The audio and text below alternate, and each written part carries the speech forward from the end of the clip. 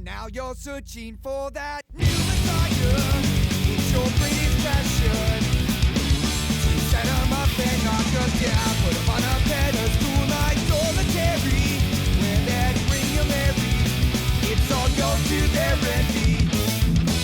Cause you hold a hierarchy of senses, they are drawn like magnets to a genius, it's confirmed. Set them up and knock them down. You take it so accountable, but this is no great loss. Sharing never was a choice.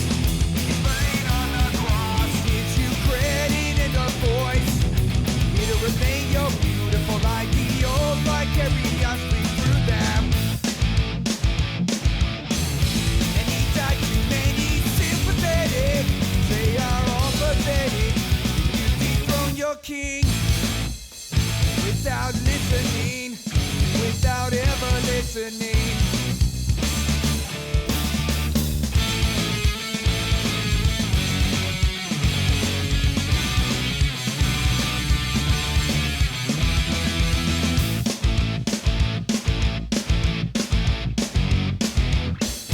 Jesus Christ is realized as he burns on your cross. This is no great loss, another one will come.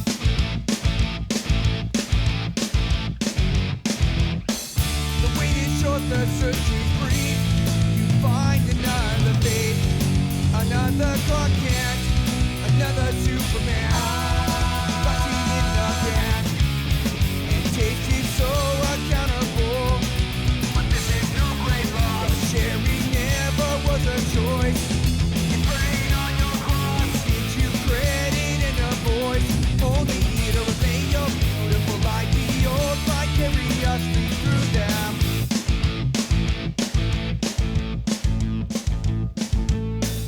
And now they're searching for that new Messiah. It's their greatest passion.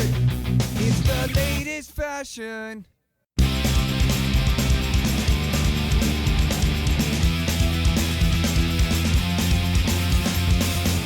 I am just another fool, and I have to keep telling myself that I am just a hypocrite, and I have to keep calling you one, and I forgot to bite my tongue, as my assumption is the mother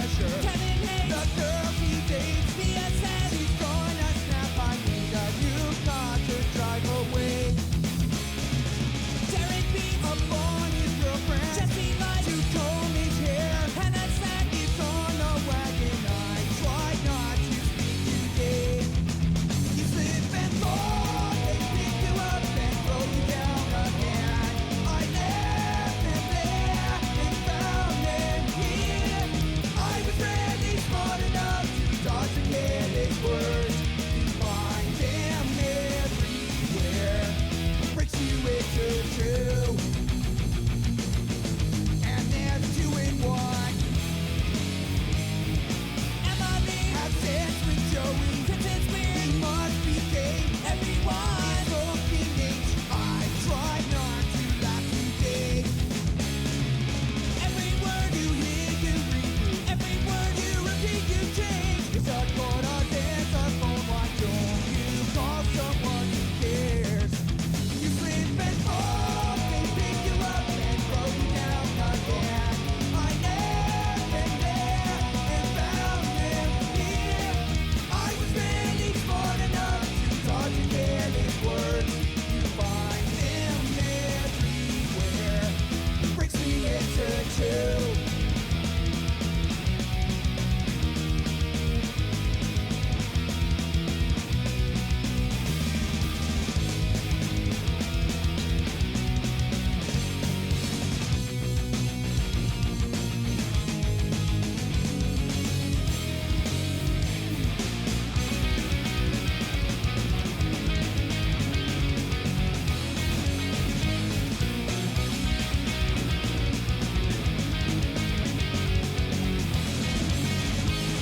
I left them there and found them here.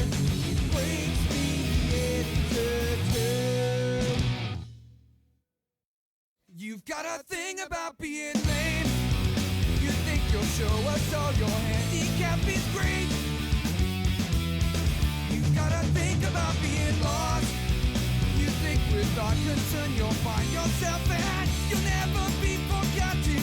Your family never wanted this one. With all of her thoughts, she's trailing far behind. She's feeling incomplete. She has the will to win. Listening, I live inside your room. And you punish me as though I punish you. Done before it's done, I am a saint.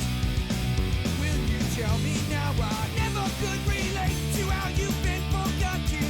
Your family never wanted this one with all of her flaws. But I wanna know, was this deprivation for money or for love? This is the last time you will be denied, girl. You want that world that they took away. Go pick up the pieces, finding a stranger. I can't save you. Find the life you left in a box. The word you said has cut you off.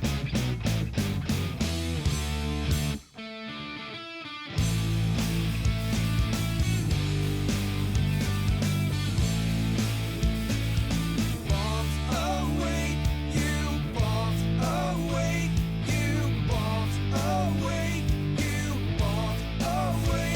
Now bombs away, now bombs away, now bombs away, now let them all fall down.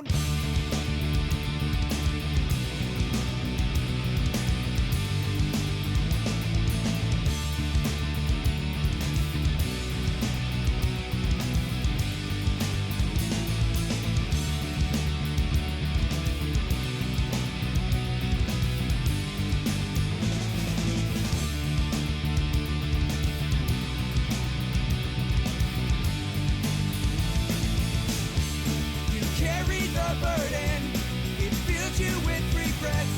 You never finish, that feeling incomplete. You carry their baggage, the guilt that holds you down. This is the last time you will be denied, girl. You want that world that they took away. Go pick up the pieces, finding a stranger. I can't save you. Find the life you left in a box, the ones that cut you off.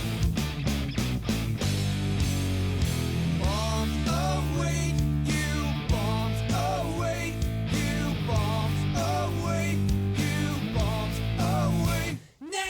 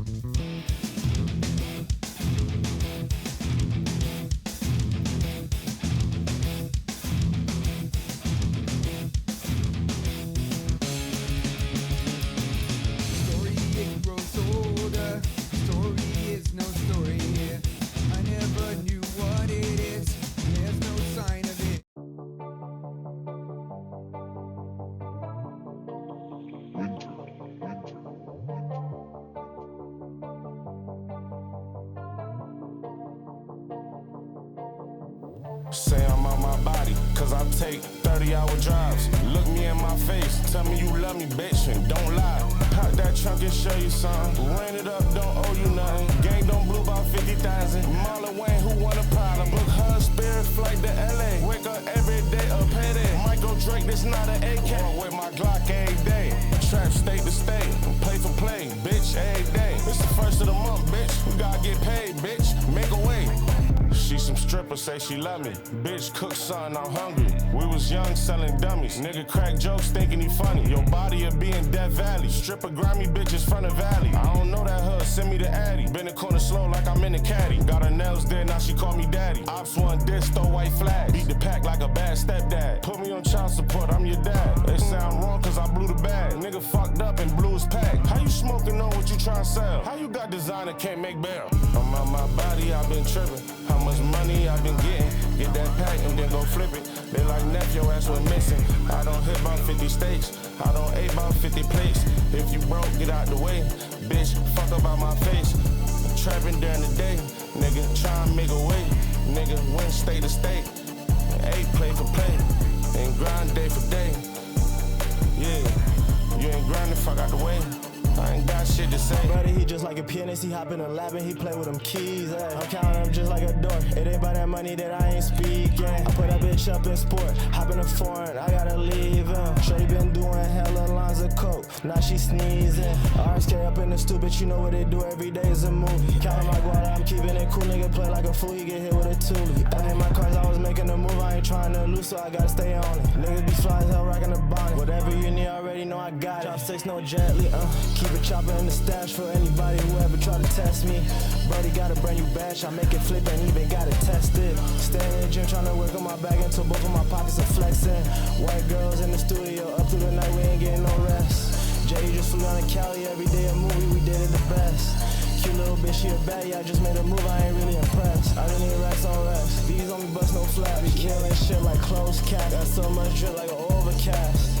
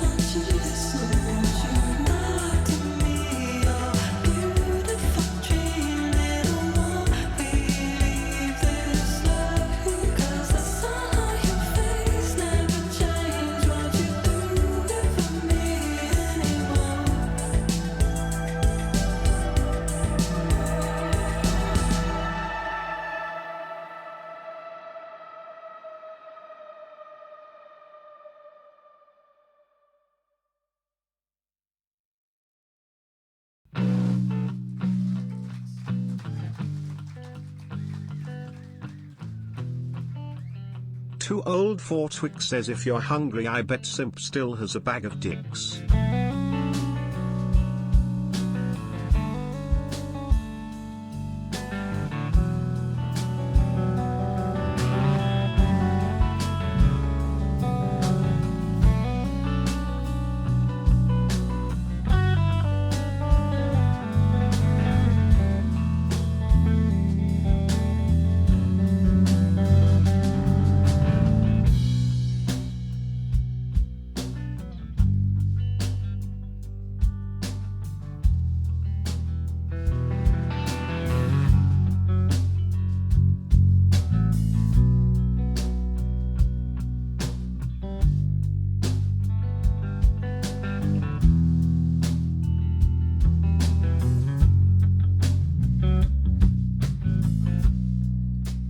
Difficult not to worry about what happens next. Certain looks sort out confused looks. Certain looks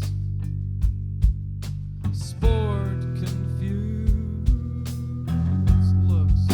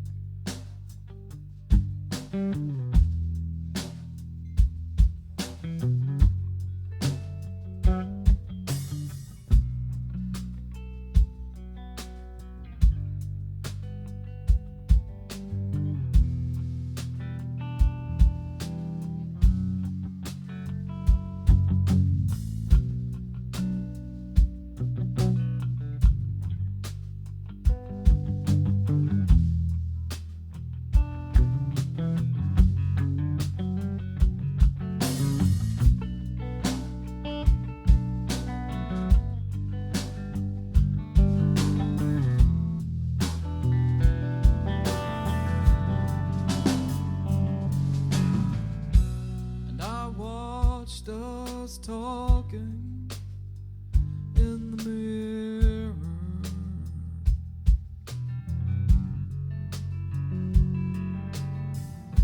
and you put on that look that says this little star wishes she weren't single.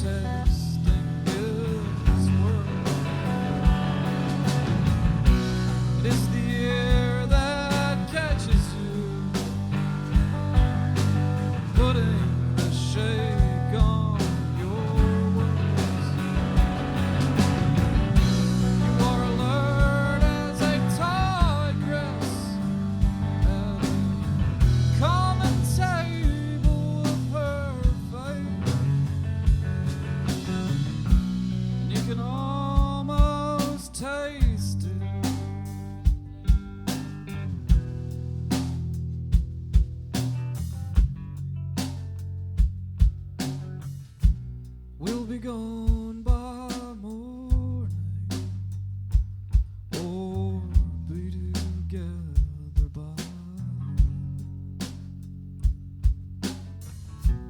We'll be gone by morning, or be together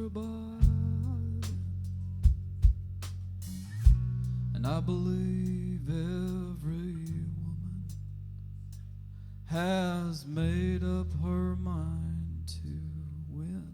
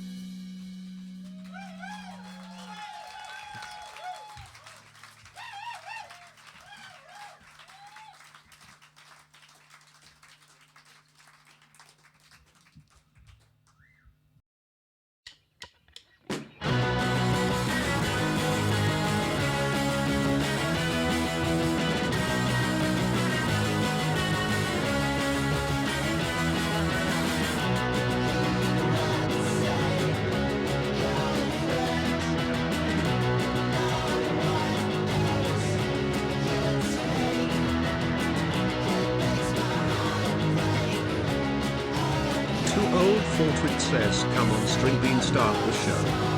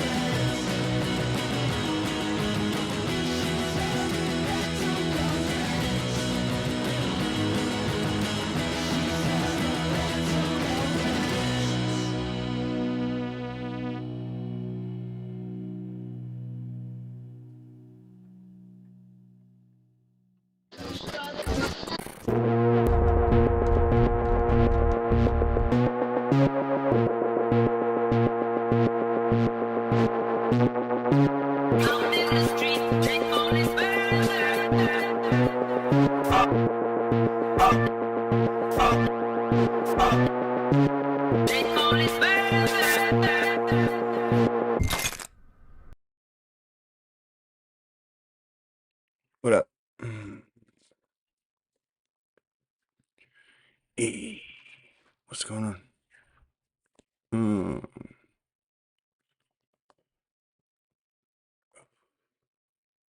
Your music was playing. Okay, cool. What's going on? You think we keep Twitch if the shit gets hot? What do you mean? It's hot.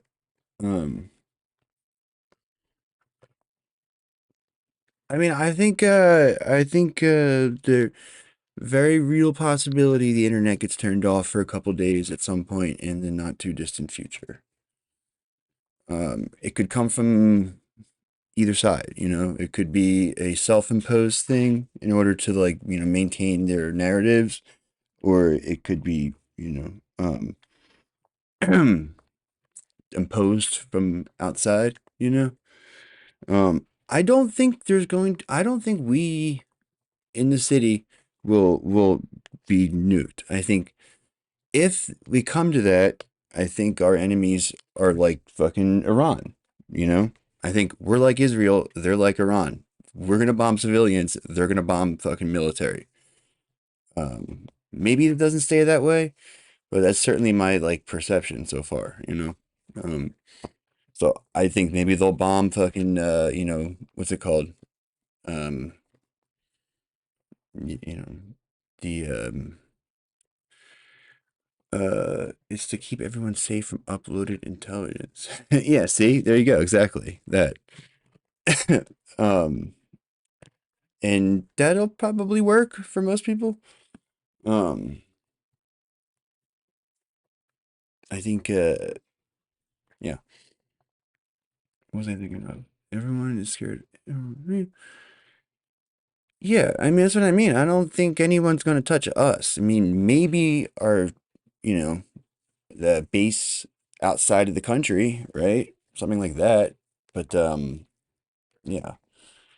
Like I feel like I would never be confident that I knew everything there was to know about America's doomsday weapons. I feel like that would be difficult to think, to do something thinking that you know what their response will be. Because I don't, there's continuity of government people um, have been monkeying around with this shit for decades now, and they are so stoked about the end of the world.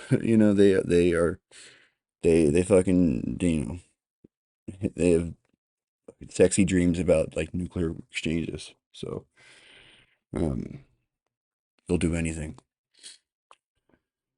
Um, I mean, no, well, that's. I mean, what? Um, well, again, because it's like people still don't. Pe- most people, I think, do not perceive the empire as a coherent empire. I think they perceive like they see like what Israel's doing as not the same thing as what we're doing. Like it's like, oh, we're not doing that. Like you hear people now, when they'll like, criticize Kamala for fucking Palestine, and you'll hear people pipe up and defend her like, oh, what's she gonna do? It's not her war. She can't stop that. You hear that it's quite common, right?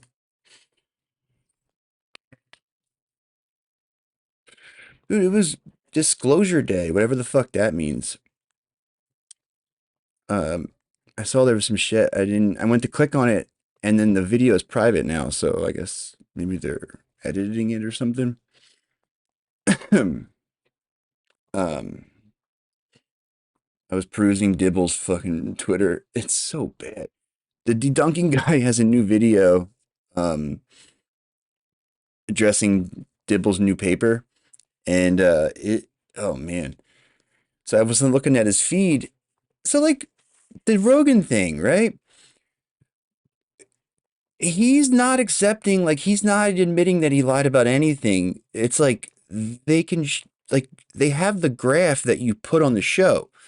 You showed everybody a chart on the show that said, like 1,000 BC or whatever, and then you told everybody it was 10,000 BC, right? Like that, everyone saw that happen. I don't know how you can lie about something like that. That's like right there. It's not like it's like, oh, you characterized it this way, if you look at his feed, he has this whole thread on there where he's like, "Oh, I didn't even lie. They're just accusing me of lying." And you know how you know that they're the ones who are lying is because they're talking about this and not about Hancock's new show or something. Like just incoherent. Like it was such a dumb argument. Like, um, which again, it's like you can just like see the desperation in the tweets. It's sad.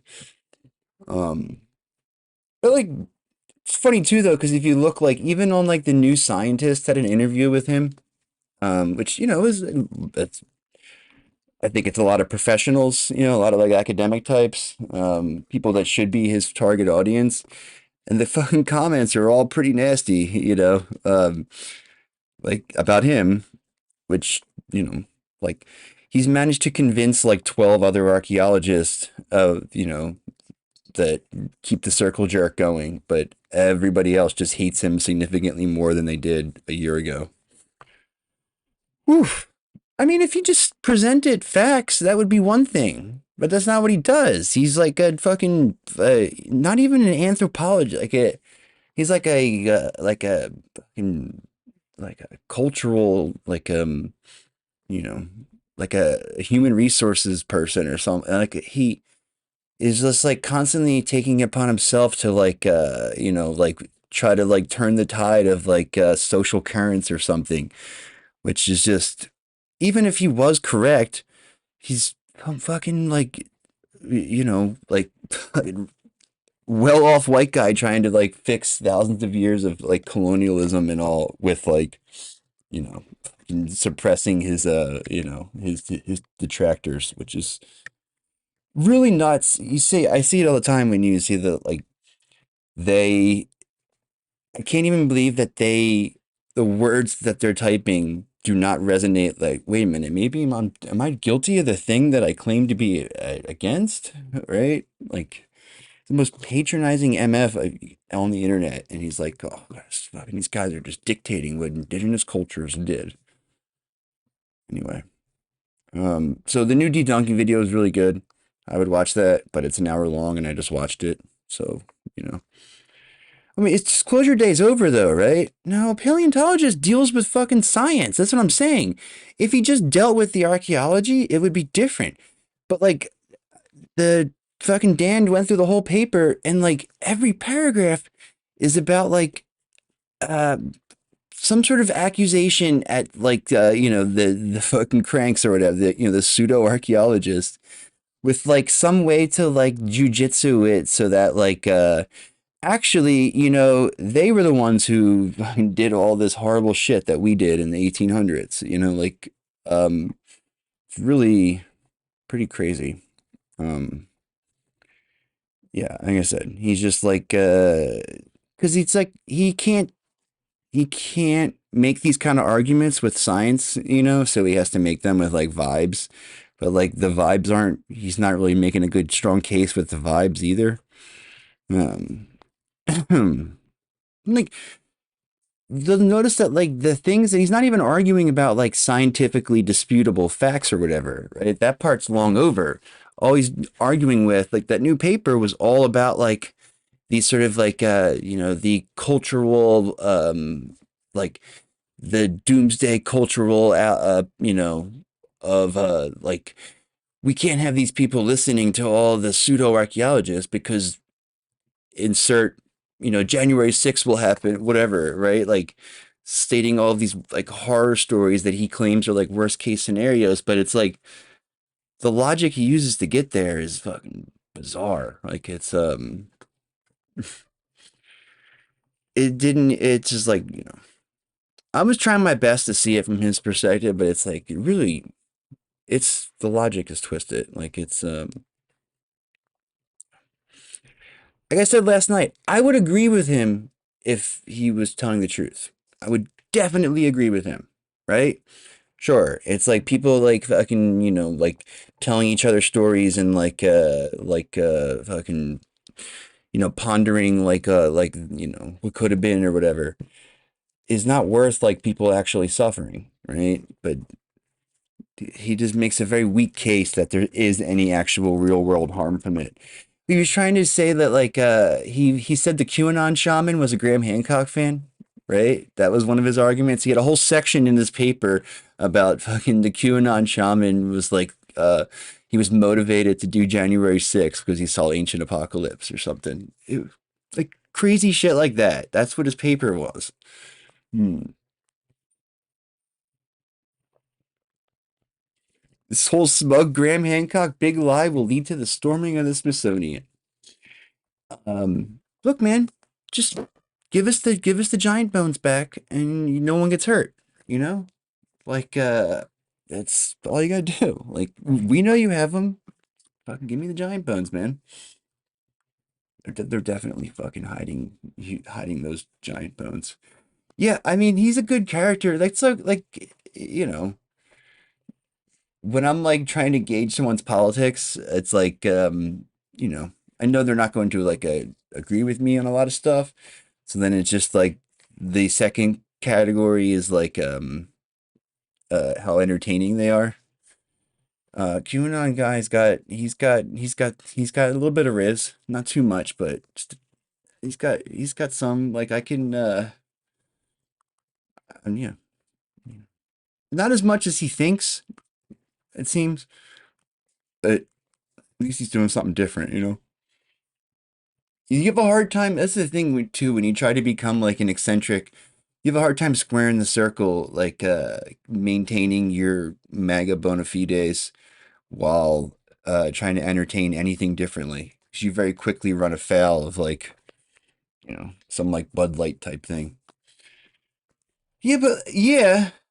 I mean, I don't know. I read an interview with him somewhere, right, where he's answers. It's like you can tell what kind of guy he is pretty quickly. He's like not smart or funny or whatever, but he knew that this was like a thing that he could make this a thing, like right wing fucking kook. And he was like trying to like carve himself out a lane. And yeah, I just don't think he's got enough. He needs more of something, right? Like he needs to be smarter, or he needs to have fucking more charisma, that he can sort of fucking put it all together. Trump could do it, right? This guy couldn't do it. Um, who? What? Yeah. Um, uh, I mean, I use BC because we're in fucking layman company, Like I I can understand it when other people use it. Just half the people here wouldn't know, you know what I mean? Like if I'm writing a paper or something, I use the proper terms, like I don't just listen like I'm talking on here. I mean, it makes more sense anyway, right? I never liked the system we have now. Because it's like AD, is that year zero or is that the year 34 or whatever, right? And then that's a whole nother can of problems, right? Oh, is it 34 or was it like what? Um, so yeah, I don't like that. I think, yeah, like I like the BCE. CE kind of looks whack though. It should just be BCE or nothing. If it's nothing, you assume it's, current. Mm. Oh yeah? Anno Domingo. Oh yeah. Yeah. Okay. Duh. Whatever. Well, okay. So I went to Catholic school my whole life and I thought it was a after death. What does that tell you? Like the bad job clarity with the ADBC divide there, um uh, what did I just fuck I just said I wanted to watch it.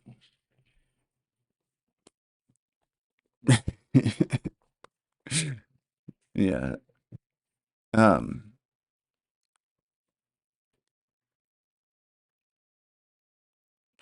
oh, and then this mini Miniman guy's got a Doggerland video. Oh, cool, dude. Mm. Like that's what then they realize very quickly that like their regular videos don't do so hot, and then they need to like either start some shit or spout some crazy ideas, and they will be back to talking shit like next week. Mm,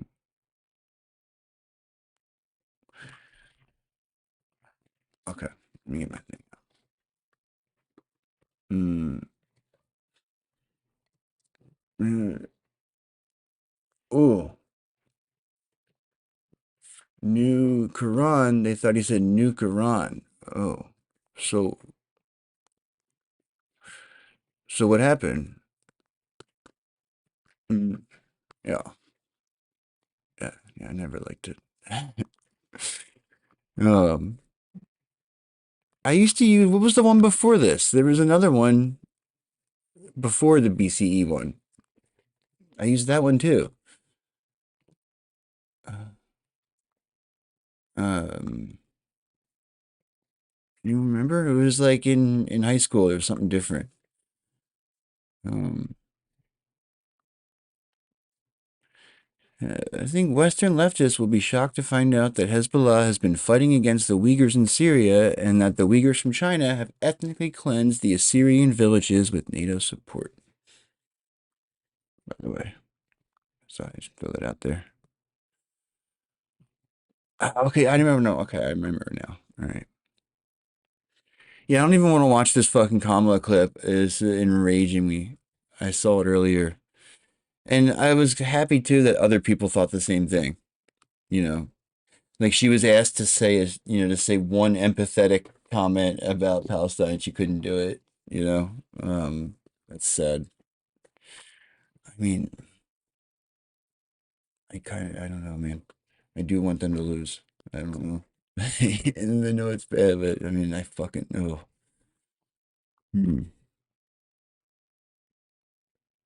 That smug little fucking look on her face. No, well, wait a minute. No. I like that news theory that he was an Annunaki emissary, and now they're coming to kill us because, you know, we killed him. I mean, I realize I adapted that from the engineers, but, let's just assume that's true. It's fun to play with. Israel's use of Not that one. Hold on. I want to watch the one about I want to watch the one that got Asa in trouble. This one. How Israel killed hundreds of its own people on October 7th.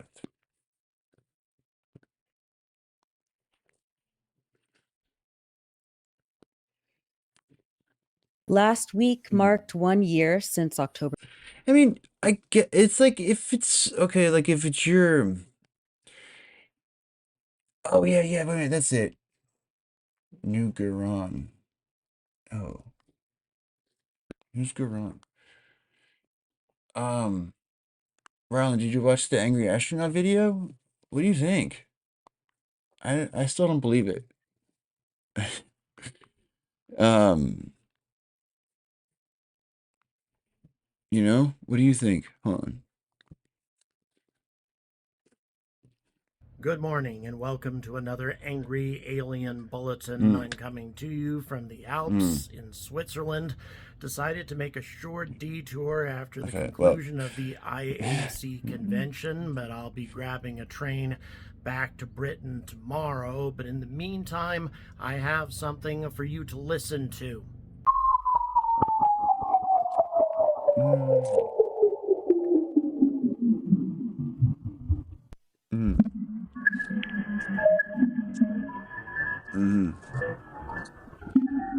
I mean, of course they're gonna blame it on the left. They always blame it on the left. And according to some very they'll know, reliable sources, and we'll know, including some researchers with access to some extremely advanced equipment, and also a NASA documentarian. Maybe they can lose Michigan and win the country. That we have received from an alien civilization. See? The first signal that we can confirm did not come from a human source and is artificial in nature. Interested? We're going to find out more. I think the professor told him that was from... Hey, let me go ahead and give you a little bit of information about the very strange Alpha Centauri system, a very unusual star system it's to two be big ones and a little located one. somewhere in our night sky. You can only see approximately 0.2 light years from the other two stars, which may not seem like a tremendous distance. Influence it's pretty far. Over a large area, therefore trapping the third star, Proxima Centauri, which gets a lot more press than the other two stars do because it has a confirmed exoplanet that's what I'm saying. in the habitable zone of the red dwarf, known as Proxima I think that's right. b.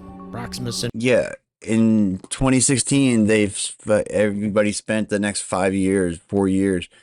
No, that wasn't our fault. No, that was your fault. You suck. And that's not, that was counterproductive. We need to just be like, yeah, fuck you, you lost because of us, and you'll do it again, too. You need to stop fucking killing people if you want us to vote for you. How's that? Pretty low bar. I feel like they can hit that. Centauri actually has 2 confirmed exoplanets. I mean, dude, obviously there was some sort of like inspiration around this time period for people to like make this radical break with Jewish tradition. So, you know, I think arguing about stuff like that is fucking petty and unnecessary. You know, it doesn't matter. Doesn't matter at all. Really doesn't matter. Right? Like we like I just said if he was real, he was an alien that it was fucking, you know, a dead man's switch for our impending doom. So, you know, I feel like it's pretty clear this is a fucking low stakes. One of which is more of a super Neptune, a much larger planet than Proxima B. my God, he's still on and this. also Alpha Centauri. Controversial topic because, like typical red dwarfs, it flares from time to time, emitting tremendous amounts of radiation, which would most probably strip away the atmosphere of even a planet that has a powerful magnetic field, although that has yet to be confirmed, and the Breakthrough Starshot mission still regards this planet as being compelling enough to send a proposed expedition perhaps 2 or 3 decades from now. But all of that having... All religion is just like stories people tell each other. I feel like the one that is fucking substantive is the first one. And then everything since then is just somebody fucking up that first story to suit their own needs, you know? I don't think any of that matters. You know? Having been said, how do we know that a narrowband signal, the promising looking signal, has actually been received from this star system, given the fact that this news came out in 2019 and a couple of years later a number of papers were released indicating that it was so similar to background noise and the types of interference. Look, the debunkers are always wrong. That's what I'm getting from this story. Really, it could be excluded, written off as a legitimate techno-signature. Well, here's what's happened ever since then. Apparently, not everybody wanted to write this off. Instead, there is a prominent, highly respected, and European Space Agency funded astronomical organization known as Astron that has been examining this signal in much greater detail. And this organization has access to far more detailed information about signals that we have received over the last few years. They are able to analyze these signals in much, much greater detail and determine whether or not they actually originated from an extraterrestrial source than the sources that we had available to us back when this signal was discarded in 2021. And one of the reasons that it was discarded is because it was such a weak signal. Although it was narrowband and it did appear to be coming from an extraterrestrial source, it was so faint that it was difficult to really tell it apart from terrestrial interference. However, thanks to the development of phased array multiplex technology, which makes use of multiple radio dishes across the planet, which weren't able to consolidate signals in the past because each radio dish is just a little bit further away from the signal source than other radio dishes on the Earth. Therefore, your signal was difficult to coalesce or to combine because of those slight differences. Yeah, they figured out those phased arrays the recently, technology that Astron has at their disposal has now allowed this signal to be amplified and studied in much greater detail, and the results have been dramatic to say the least, according to Professor Simon Holland, who's a NASA documentarian and journalist and has apparently been in touch with Astron for a considerable amount of time, and Astron has finally allowed him I feel like they're to trolling him or publicize something. the fact that their organization has been involved in this study. Not only that, they were the ones who sent Professor Holland a signal that you heard at the beginning of the video, and also in the preview if you happen to see that first. Let's go ahead and have a look at this signal in great detail in order to understand why this is such a big deal. We'll start with the beginning of the signal.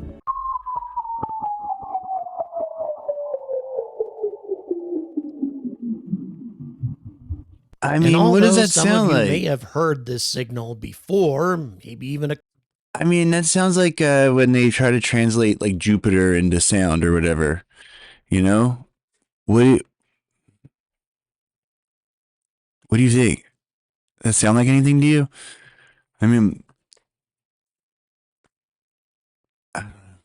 couple of years ago when it was first picked up by the Breakthrough Listen Project, which is funded in part by Mark Zuckerberg, by the way. What Astron has done is examine the Doppler shift characteristics of this signal that you can clearly hear in order to determine that the source was moving away from the Parkes radio telescope at the time that it was picked up. And by the way, this short little audio clip that you're listening to is not the entire signal. As a matter of fact, the transmission lasted for several hours. So what this There's suggests, several hours of and that? what it always suggested, is that the source of the signal was moving away from the telescope In at a orbit. speed consistent with something that would be orbiting either the Yeah. Proxima Yeah, Centauri definitely, star yeah. or perhaps the Alpha like, Centauri star as you know. well, because the Parkes radio Sounds kinda like telescope Smack My was Bitch Up, unable I to guess. completely lock in on the location. It wasn't quite precise enough, unfortunately. There was a small Change my degree of pitch up. uncertainty, which means that the signal could have originated either from Alpha Centauri, one of the two stars that is in that system, or from Proxima Centauri as well. Regardless, it confirms that the signal had to have come from an interstellar destination all right. and was not Okay. human-generated background That's what I was noise. worried about. Okay. So it came from space somewhere. Damn, dude. Wait, do you think it's real? I mean, I guess it could be some sort of psyop, I guess. Right? That's, you know, that's always an option. I mean, like I said, it is titillating. People are paying attention to it, you know? And like if ESA wanted to like, it's kind of like the Avi Loeb strategy. You know, like ESA wants to like fucking get some funding or whatever. So they'll put that story out there like, oh, we found some shit, you know? And I don't know, like if that's, it makes me think that like if they were able to pick up a artificial signal from next door that quickly, that they probably have been getting stuff for a while now, you know? I'm sure I have. I mean, but who the fuck lives there? Really? Someone lives there in that fucking flare star? I don't know, man. Like, I think if there's somebody there, they're maybe like mining something. I wonder if there's like dilithium crystals or something that like grows in those those specific types of planets, you know? Because it's going to be like I feel like this, as common as they appear to be, you know, we're probably going to see a lot of these tidally locked, like, you know, whatever, you know, we don't really know what they're going to look like yet. You know, there's a lot of different models. I kind of like the eyeball Earth one, you know, that's like, there's like a giant, you know, like one side of it's got like a giant ice cap on it, basically. Yeah, that's how Saturn sounds, exactly, right? Yeah.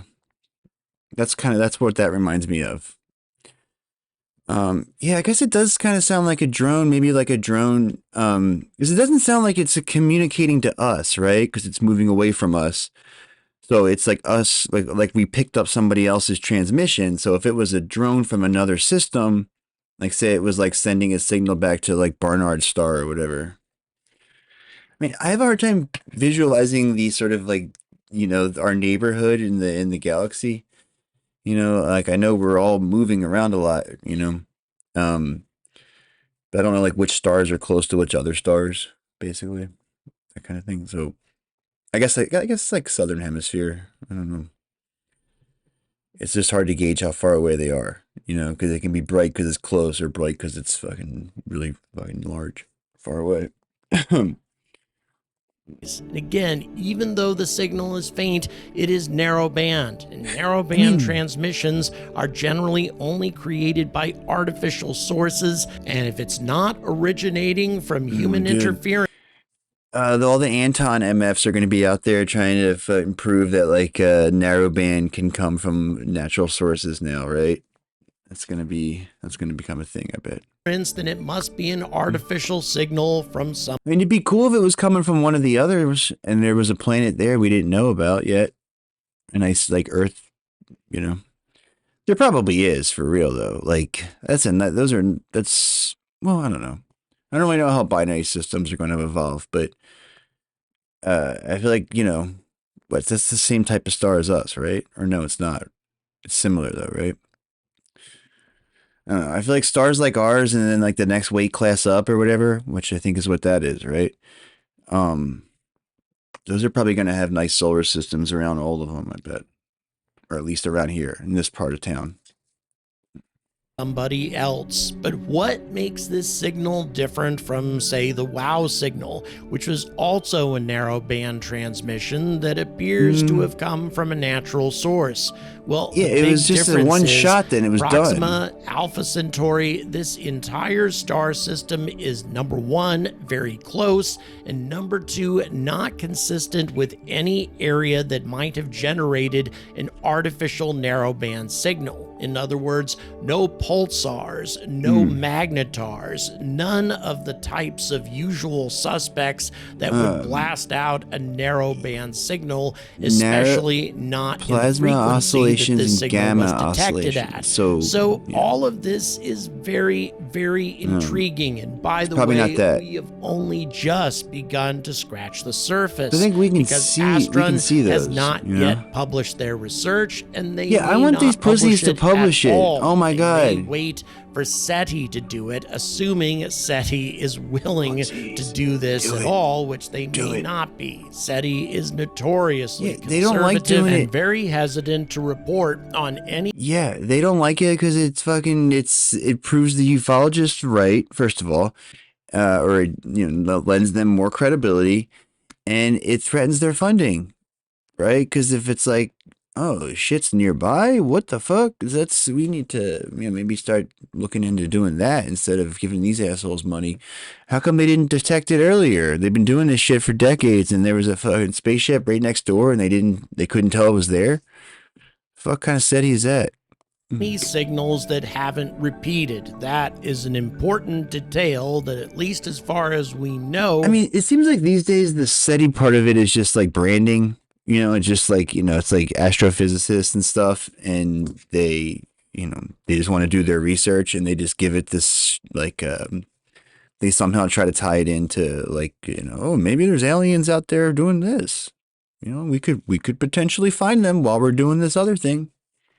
I mean, there's some people who are into it, but it just looks vaguer and vaguer every year. Hasn't happened with this particular signal. As far as we know. Again, Astron hasn't published all of their information.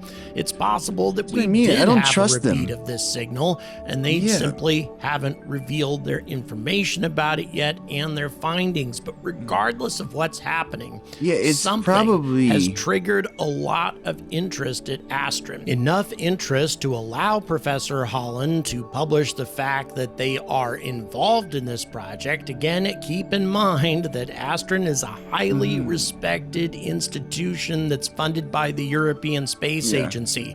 An announcement like this could definitely put their funding at risk if there isn't a hell of a lot of evidence to back up their claims, and also compelling enough for Astron to send a refined version of the BLC-1 signal to Professor Holland. Again, I really don't think that they would be doing all of this if they weren't getting ready for some sort of big public announcement. And there may be another source of incentive for SETI to actually move on this, even if they don't want to.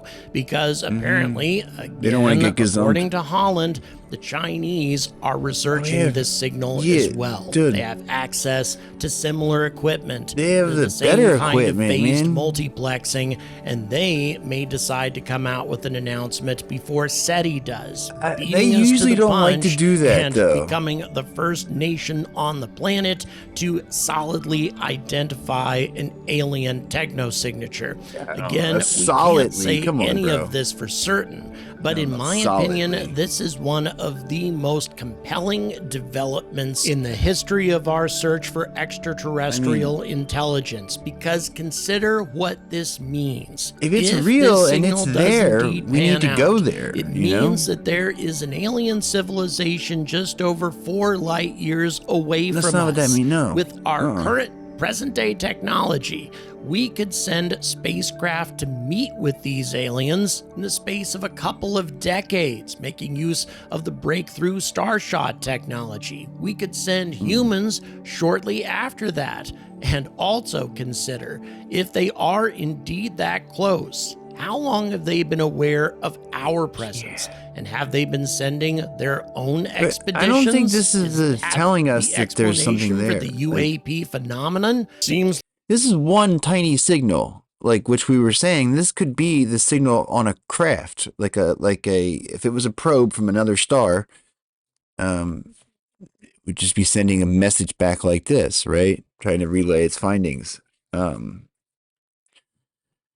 So I don't think it tells us that there's a civilization there.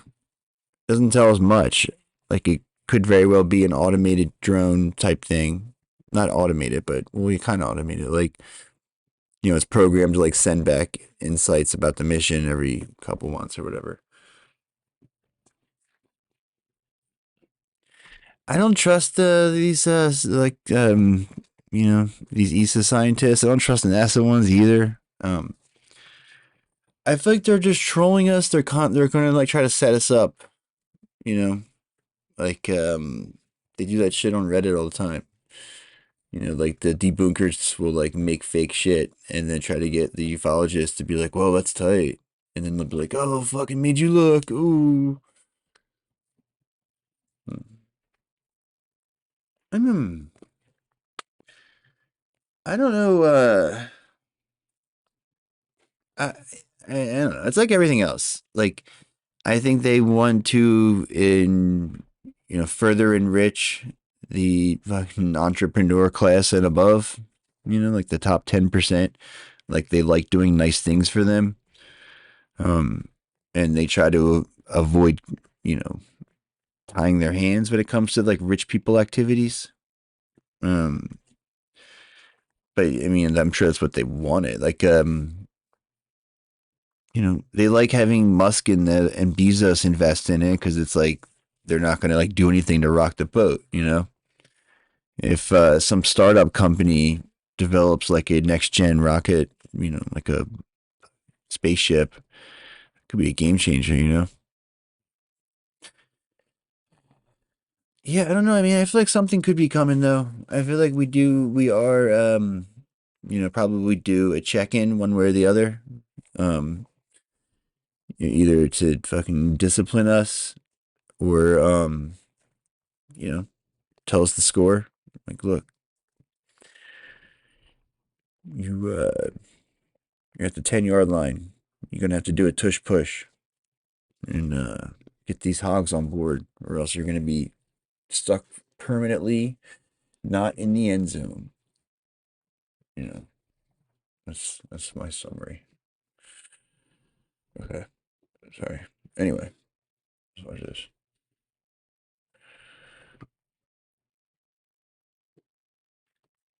Yeah, I mean, I feel like this is contrived somehow. Like, I feel like this is not so much a publishing a paper as like revealing a previously written paper, you know? It's 4th and goal at the 2-yard line, right?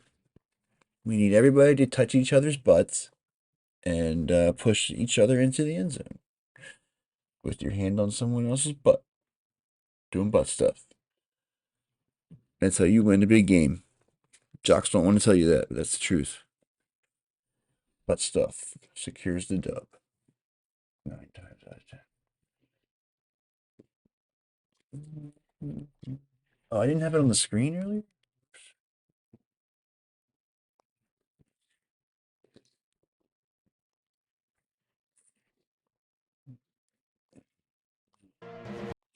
Oops.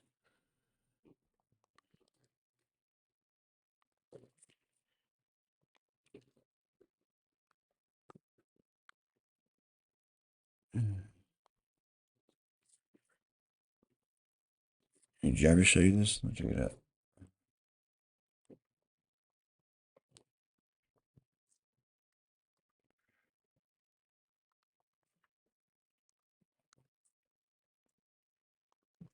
Move along.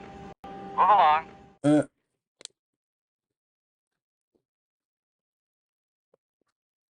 That's not it.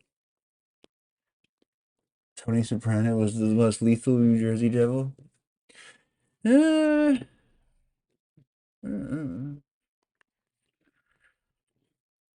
Channel 5 has a video about the Jersey Devil. So I like to combine disparate stories into goofy titles. You know, like that. Just to get people wondering, what? What's going on there? More things for them to be interested in. October 7th, 2023, when the Palestinian resistance launched an unprecedented historic offensive against the Israeli military bases and settlements that have I like to get them on the besieged breakup, Gaza Strip for bang them in an 76 uncomfortable years. position. So much has been said in the last year about October 7th and about the Israeli death toll. But as regular viewers and listeners That's of like this me. live stream will know, many of the Israelis were actually killed by I'm Israel the one that needs to be itself. banged in the back of the Last Pinto. week, ASA published a major new investigative piece about October 7th and how Israel unleashed its deadly Hannibal directive that day.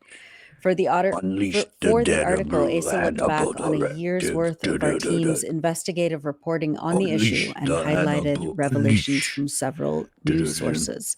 You could do like a He sick, like concluded Israeli, that like Israel hardcore killed band. hundreds of its own people. It is a long read, and there's lots to get into here. So we're going to talk about it with Asa and with Ali. It's the fucking both been verbose following this very MF I've closely ever from the seen. very beginning. Let's start with you, Asa. One of the things that you get into in the piece Like is the back of a Palestinian Volkswagen? Resistance military objectives. What did I say, Pinto? You Yeah, write no, that, quote, Volkswagen. Operation Al-Aqsa Flood, as Hamas called it, was by any objective military Huge measure success. a stunning success. Yeah. Can you start by talking about that and about why you chose Huge. to make that the starting point for Huge. this feature, which is ultimately about why and how Israel killed so many Israelis? Yeah, that's right, Nora. So it's interesting because it's not just me saying that. This was the assessment. What was that thing I was looking at earlier about like, oh, hold on. Wait, here. Watch this and I'll find it. At the highest levels of the Israeli military itself on October 7th. And one of the main sources that I drew on in this piece was an article by the Israeli reporters Glenn Greenwald's Twitter feed. Bergman and Yoav Zitun, who in January wrote this piece you can see on screen here in Hebrew only for the weekend supplement of Yediot Ahronot. It's called 7 Days.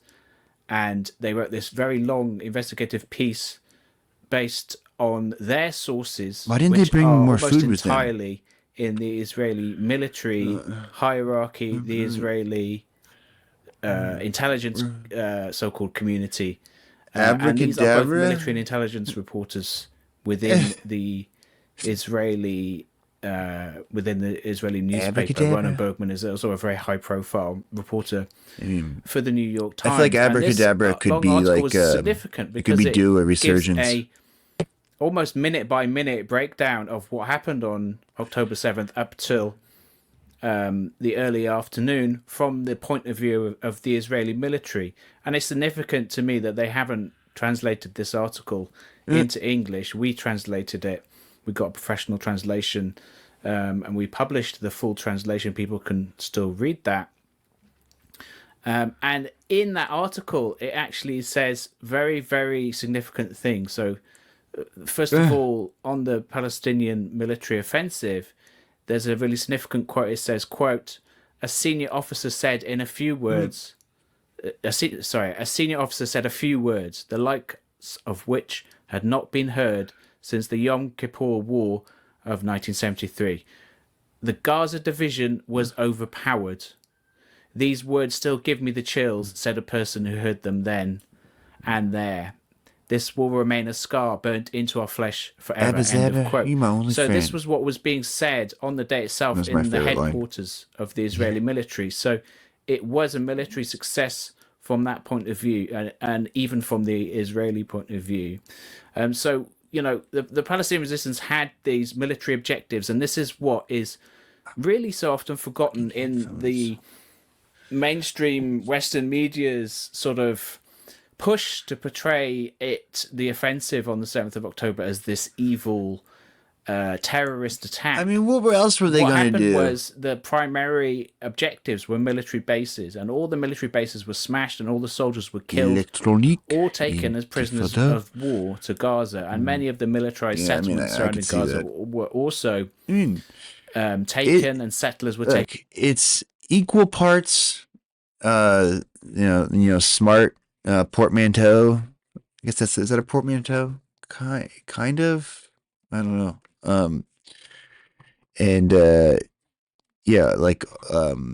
Awkward arrangement of syllables. You know, electronic intifada is kind of. It doesn't. It's got some.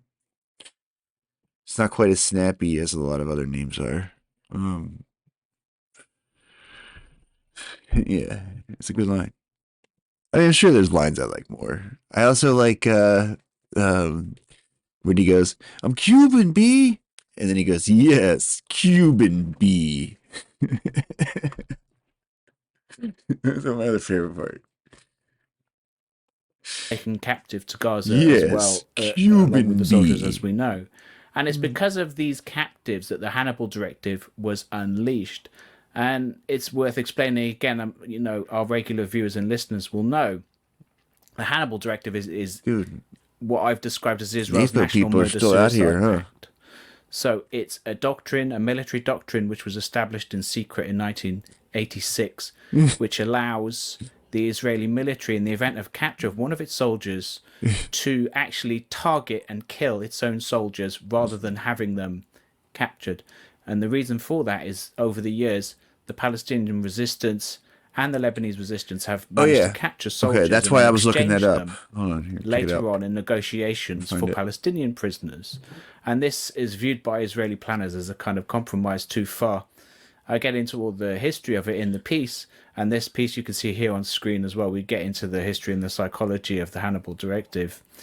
But also in that 7 Days article from January, those two Israeli journalists, Ronan Bergman and Yoav Zatoun, they confirm what we'd been seeing in video since the day itself. Quote, at midday of October 7th, the IDF, that's the Israeli military, of course, instructed all its fighting units to perform the Hannibal Directive in practice, although it did so without stating that name explicitly. End of quote. There was a later piece by Haaretz's military reporter that you see on screen here, Yaniv Kubovich, and it stated in this piece from July that, in fact, the word Hannibal was explicitly used in orders issued by the Gaza division. Yeah, some of them used it, not all of them, but some of them used it, yeah. Check this out. The gravest insult in Israel is to be called a friar or sucker, i.e. to be accused of not being a corner-cutting, lying cheater. Apparently, everybody's constantly trying to cut in line, and, you have to respond the right way, or else they think you're a cuck. But interesting that, it just is, I think, further demonstrates why it's so important for the American president to assert some sort of fucking sovereignty, right? Basically, they have a culture where it's they're gonna take every inch you give them until you tell them to stop, right? That's what the net result of having this is if they're constantly trying to cut in front of each other or whatever because they're afraid of being cucked. That's what you're gonna get, right?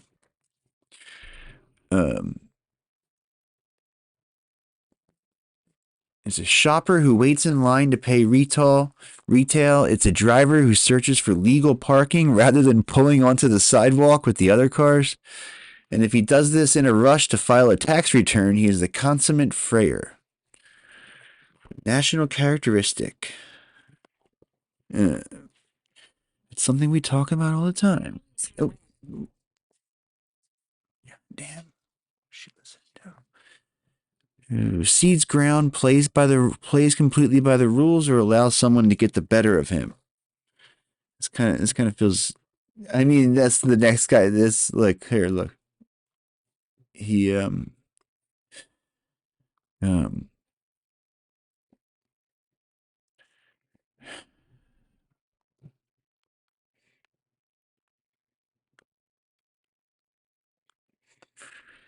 he deleted the other one. The tweet he had, it was like he quote tweeted himself, and he was like, "You know, most of the people reading this are accusing me of doing tropes or something." I forget what he said.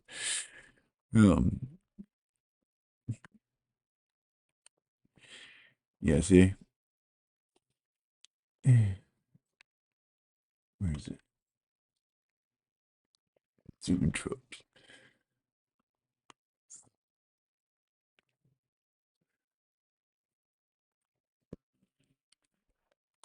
Yeah, the reactions to this post are broadly Americans who haven't interacted with Israelis and thus believe I'm Nazi making this up as an anti-Jewish agitprop. Americans who have interacted with Israelis and are like, oh, I get it now. And Israelis who believe I'm a frayer. I mean, I'm kind of like that too. I mean, it depends on the context. Sometimes it is, but sometimes it's a dick move. Right? I see it as all about cost-benefit analysis, right? Is it the gain that you're making from doing the dick move, is that worth it is that justify like potentially getting somebody mad at you? You know? You gotta kind of like play that out. So, you know, sometimes, right? Sometimes it's good. Sometimes it's you come out of the store and there's like 25 people honking at you. Get the fuck out of the road. Maybe it's probably not worth it. I mean, it depends on the neighborhood, I guess, you know. New York is really good about fucking loading zones. Not every city is. Philly sucks, dude. Oh, no fucking loading zones anywhere in that goddamn town. And there's fucking cobblestone, those tight ass streets with no loading zones.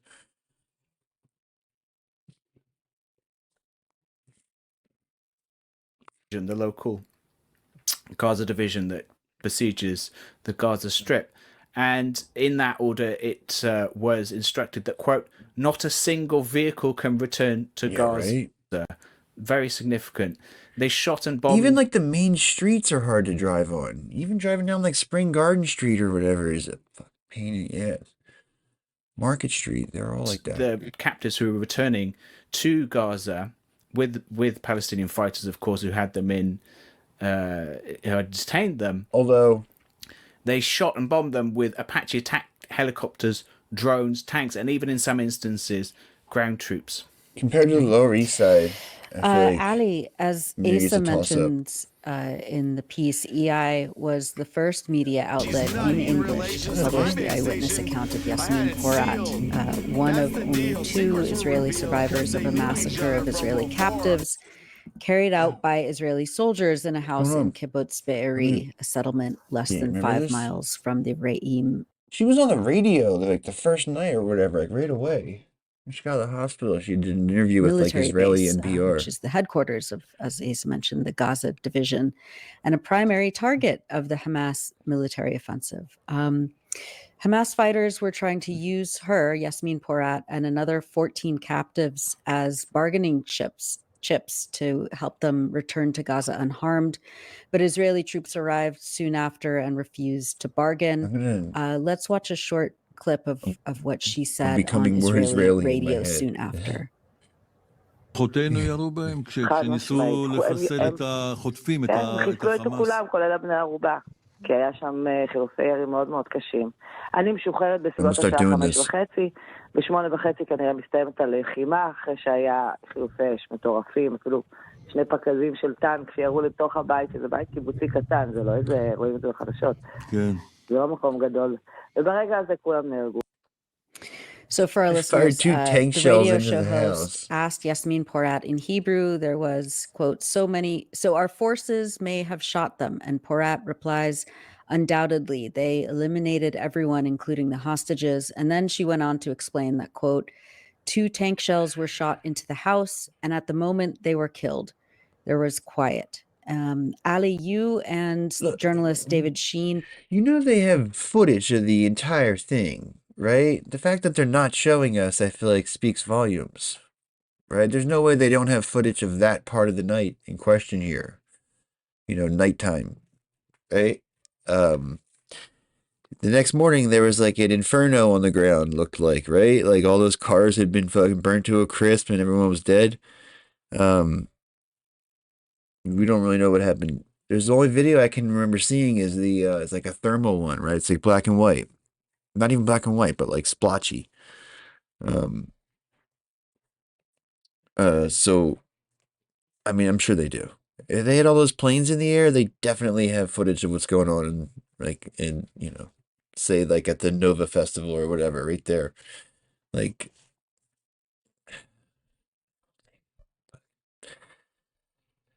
seems really suspicious, doesn't it? The festival really allowed them to, like, there would not have been any, like, if not for that, which I feel like was intentionally, it really seemed like they were trying to cancel it. You know, people in the government were, and people like even like the promoters were, and then the federal government was like, "Oh no, you don't do it. You know what? Here, we'll even give you an extra day. How about 2 days?" They like added all this extra time onto their permits, even though everybody was telling them, "You know, we're pretty sure they're about to attack. Like you can see the hang gliders over there. They're doing some shit. I think they're going to attack. You sure you don't want to send them kids home?" No, nope. If it wasn't for that, it just would have been dead soldiers or whatever.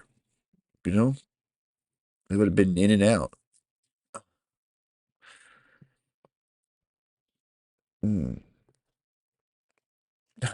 Yeah, no. I mean, kind of, yeah. I'm not sure what the nexus of those two factors is, you know. I don't think they're funny though. I don't think they're funny at all. Remember the fucking Israeli SNL? It's not very funny. I mean, to be fair, they don't really have a lot to work with. Published that article on the electronic intifada only 9 days after October 7th, 2023. What have we learned since then about that? Anti-genocide propaganda, like, you know, like genocide debunking comedies, like not generally thought of as as a funny vein, you know. Specific incident. Yeah, I just want to take the opportunity to highlight the incredible work David Sheen has done over the past year, most of it for the electronic intifada on this issue and related issues on October 7th. And he and I worked on several articles together, including this including about this particular incident that took place at Pessi Cohen's house in Kibbutz Be'eri. And in a more recent long investigation, we concluded that most or almost all of the dead were highly likely to have been killed in the Israeli assault on the house. In our article, we showed how an Israeli army self-investigation of this incident is really a complete cover-up and contains a totally nonsensical and impossible timeline. And it basically completely clears Brigadier General Barak Hiram, who was the officer in charge and who ordered a tank to fire on the house quote, even at the cost of the civilians, unquote, as he told the New York Times later.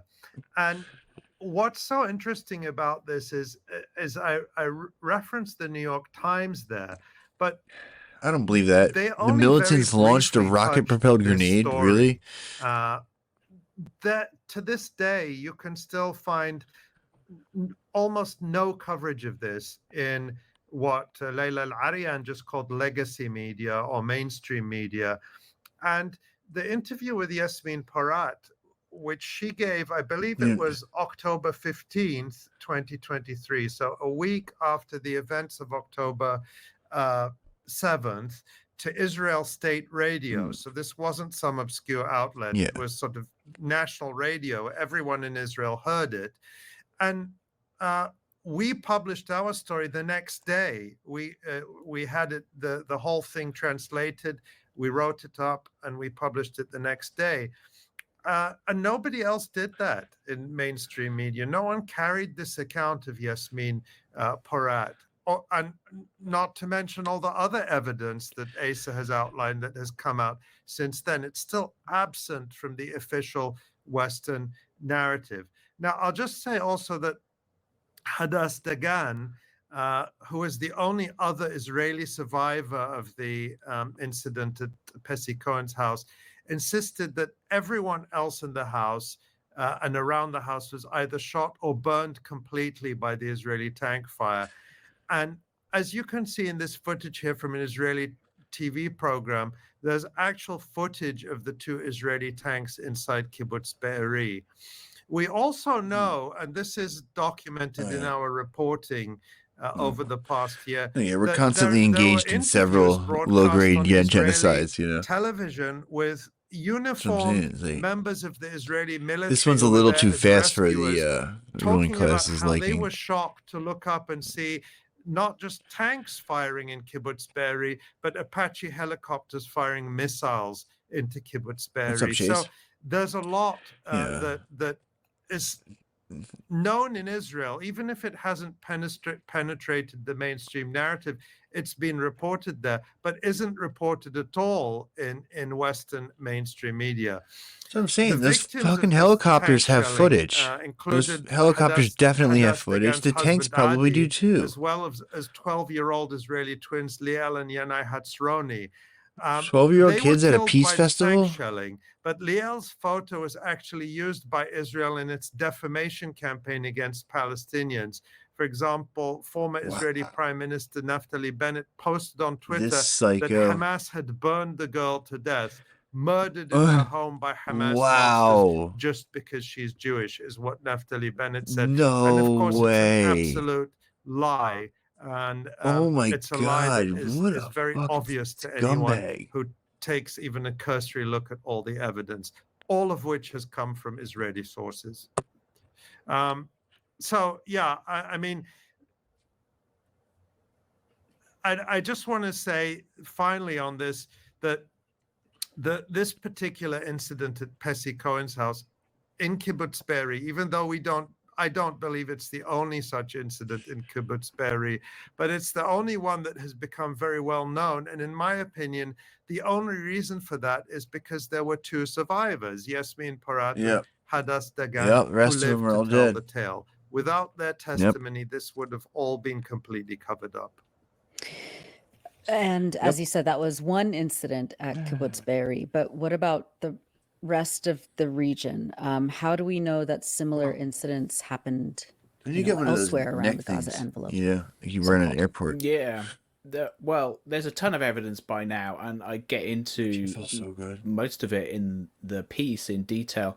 And something that was new in this particular article to our coverage was a report by the UN Human Rights Council's Commission of Inquiry, which was published in June.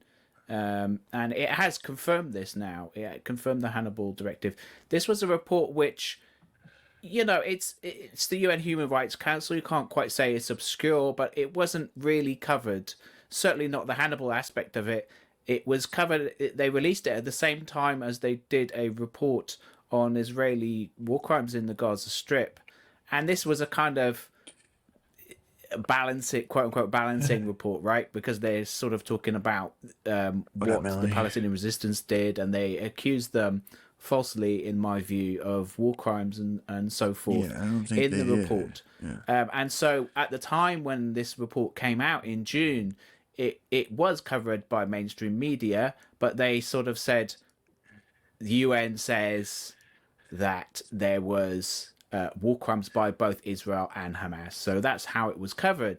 But actually, if you read the whole thing, as I of course did, it has a 3-page section about the Hannibal Directive, and in that section of the report that you see on screen here, they said that there was, quote, strong indications that the Hannibal Directive was used in several instances on the 7th of October, harming Israelis at the same time as striking Palestinian militants, end of quote. And it even said that this is likely to have happened at the Supernova rave, which took place in the fields near the Re'im military base, the divisional headquarters of the Israeli military. Peace rave. What it was a peace rave. Says about that is, quote, Israeli helicopters were present at the It was Nova a pro-rape rave. Shot at targets on the ground, including civilian vehicles.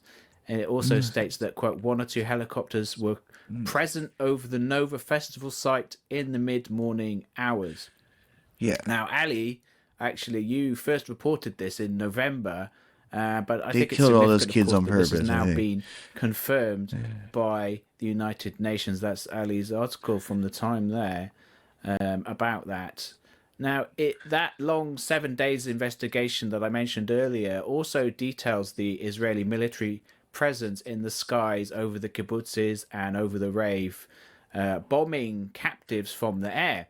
Bergman and Zaytoun concluded that Israeli combatants were present all over the region, so it wasn't just Kibbutz Be'eri, and from very early on, within the first 24 minutes of the Palestinian assault, right? This is something that you hear quite often is, oh, the Israeli army was completely absent, it was nowhere, we were completely unprotected, and so on and so forth.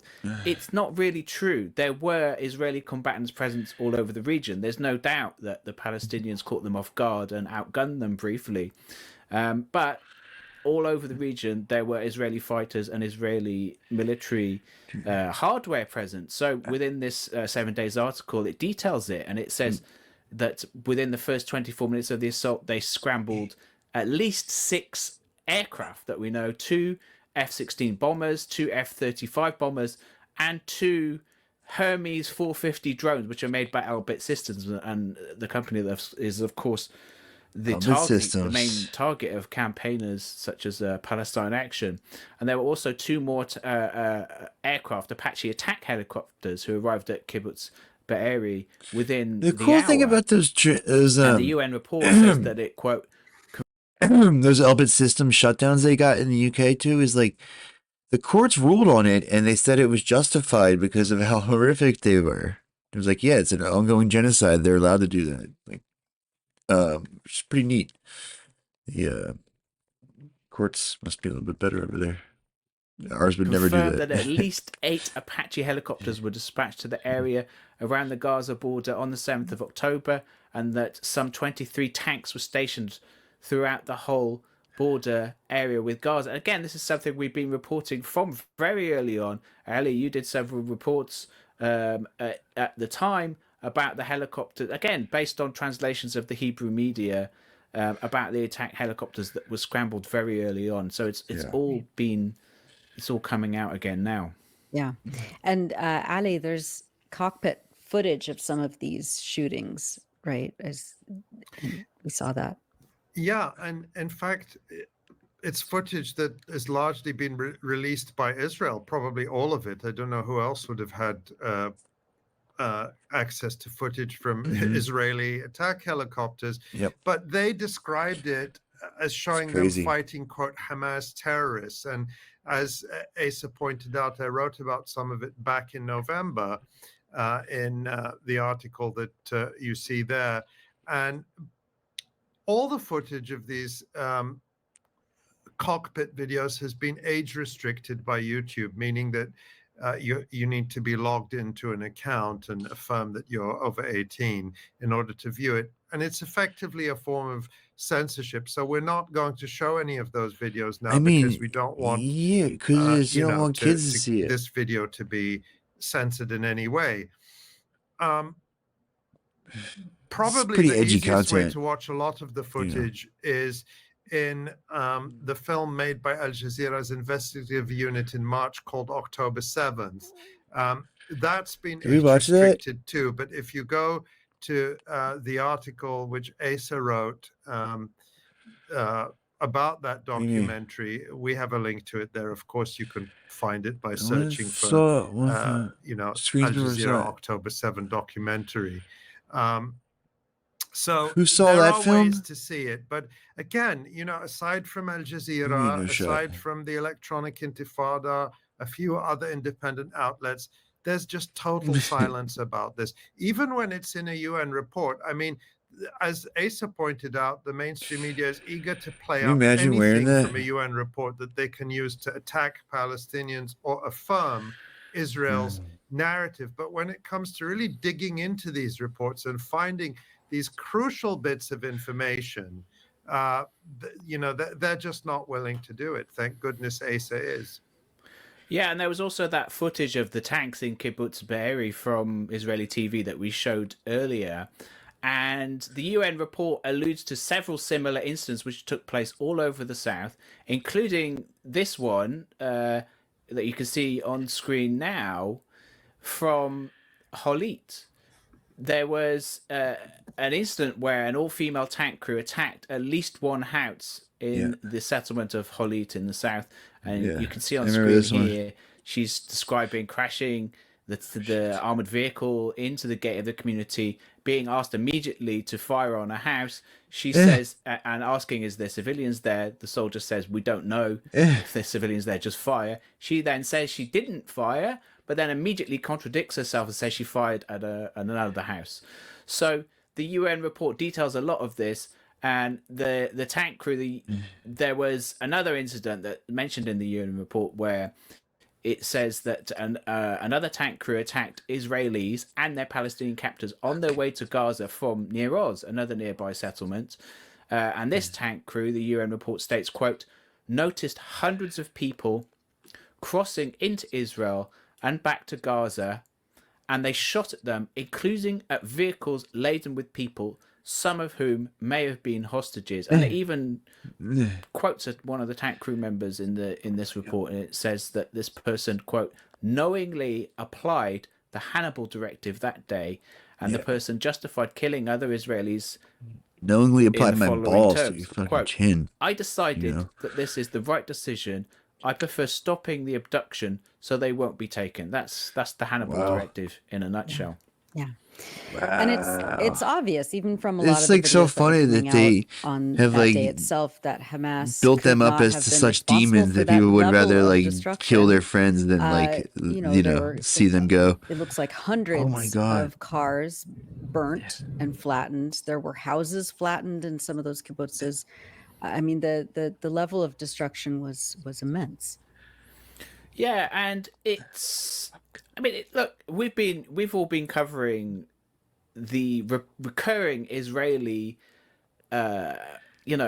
campaigns of destruction and genocide on the Gaza Strip for many years, and these scenes of destruction that we saw in the kibbutzes almost look like it could have been Gaza, not to the same extent, but there, it's very obvious when a car has been flattened like that, or a house has been flattened like that. It hasn't been done by an AK-47 or even an RPG, right? Which we know the Palestinian resistance has.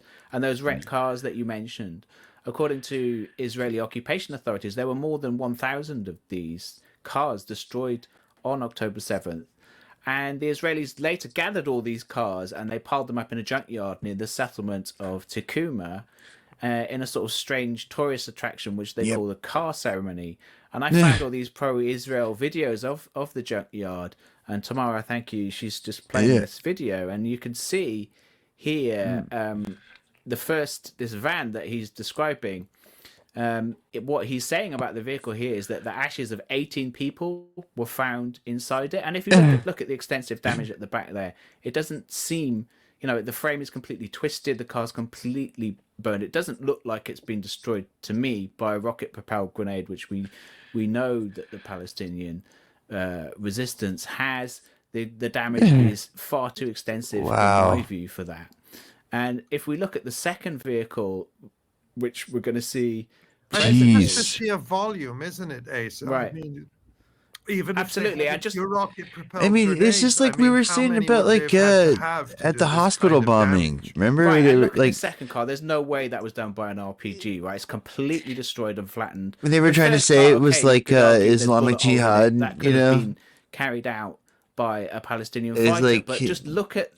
Yeah, so in one shot, they somehow managed to kill like more people than they've killed in fucking a generation, you know, by accident.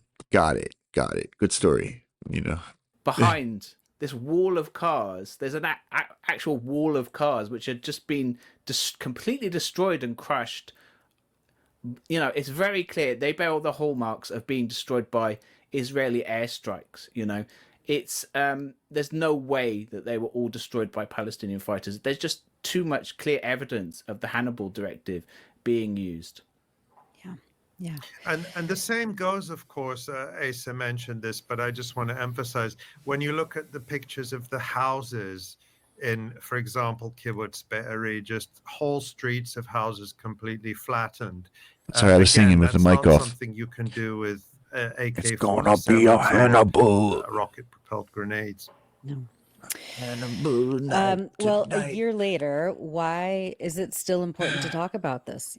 You know, there are people who say that Israel has killed so many people since October 7th, 2023, that what happened on that day doesn't really matter. There's nothing that Hamas could have done that could ever justify Israel's crimes, you know, obviously. But why is it important? Yeah, I do sometimes get people saying, "Oh, well, you know, why are you dwelling on this?" Because why are you dwelling on no this? matter what happened on October 7th, Palestinians were justified to carry out this act of resistance, and of course, nothing that happened that day could possibly justify what Israel is doing. And I just want to be clear that, you know, I personally don't pay attention to this because I think somehow you know, that there need to be excuses. Know your fucking enemy, man. You got to know for the Palestinian resistance. You it's know? not my job to do that or not do that. Yeah, the fucking gliders I'm were so interested in sick. the It's so truth. sick. I mean, this is a nekbeh. We talk about this as a nekbeh, a catastrophe, as bad or even worse than what happened in 1948. It's certainly in terms of more people. The scale of the brutality. It's certainly as bad, if not worse, than 1948. And we're still talking about 1948. We're still unpicking Israel's lies and establishing the incontrovertible truth of what happened in 1948. And I think it's just as important to do this for October 7th, because the fake narrative is the one which will enter the history books if we don't challenge it at every level with the truth. You know, the mainstream media, the New York Times and those Knife types, like and to or say viper that bite. journalism is the first draft of history. Well, can you trust the first draft of history to the New York Times or to Jeffrey Gettleman, who fabricated that whole saga about rapes that didn't happen, that of course we covered extensively as well? We can't. If we don't do this work, if we don't ensure the truth is told, no one else is going to do it. So I suspect we're going to keep coming back to October 7th time and time again, even as, of course, we continue to report on what is happening now in Gaza, in Lebanon, and the rest of Palestine. Screaming in my butt. Well, thank you, Ali and Asa. Asa, tell us the name of your article once more so people can find it on the Electronic Intifada. Screaming in my butt. It's called How Israel Killed Hundreds of its own people on 7 October. Great. Okay. Excellent. And people can find that on electronicintifada.net. Thank you so much, Asa. Thanks, Ali. This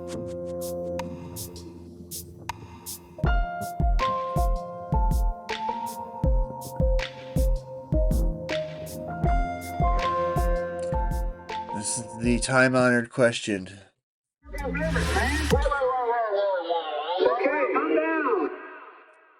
I mean, what I'd like to see more exposure of is the Anti-Defamation League, which was removed. Fuck those was bastards. just called by Wikipedia unreliable source. Now, Wikipedia isn't exactly a bunch of lefties, you know. And they Center said for because, Skeptical and I knew Inquiry this is a from the bunch of beginning, freaks. because that Jonathan Greenblatt, monsters. who's horrible, he's having a revolt amongst, even within the ADL, people don't like him. Right, that's true. Because Dude, I he's hate how the calling every debunking guy single always free cites them Palestine as like, protest an anti-Semitic. oh, ADL, they're about as left as you can be, and they think what are they doing?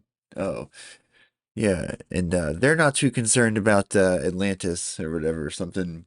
He was like showing on their page. They like never posted about it. Like they have like long involved threads about like, you know, like why Pepes are racist, like you know, like all kinds of stuff like that, and nothing for anything tangentially related to their bullshit. Yet he continues. That's like the number one threat, like pseudo archaeology. Incident.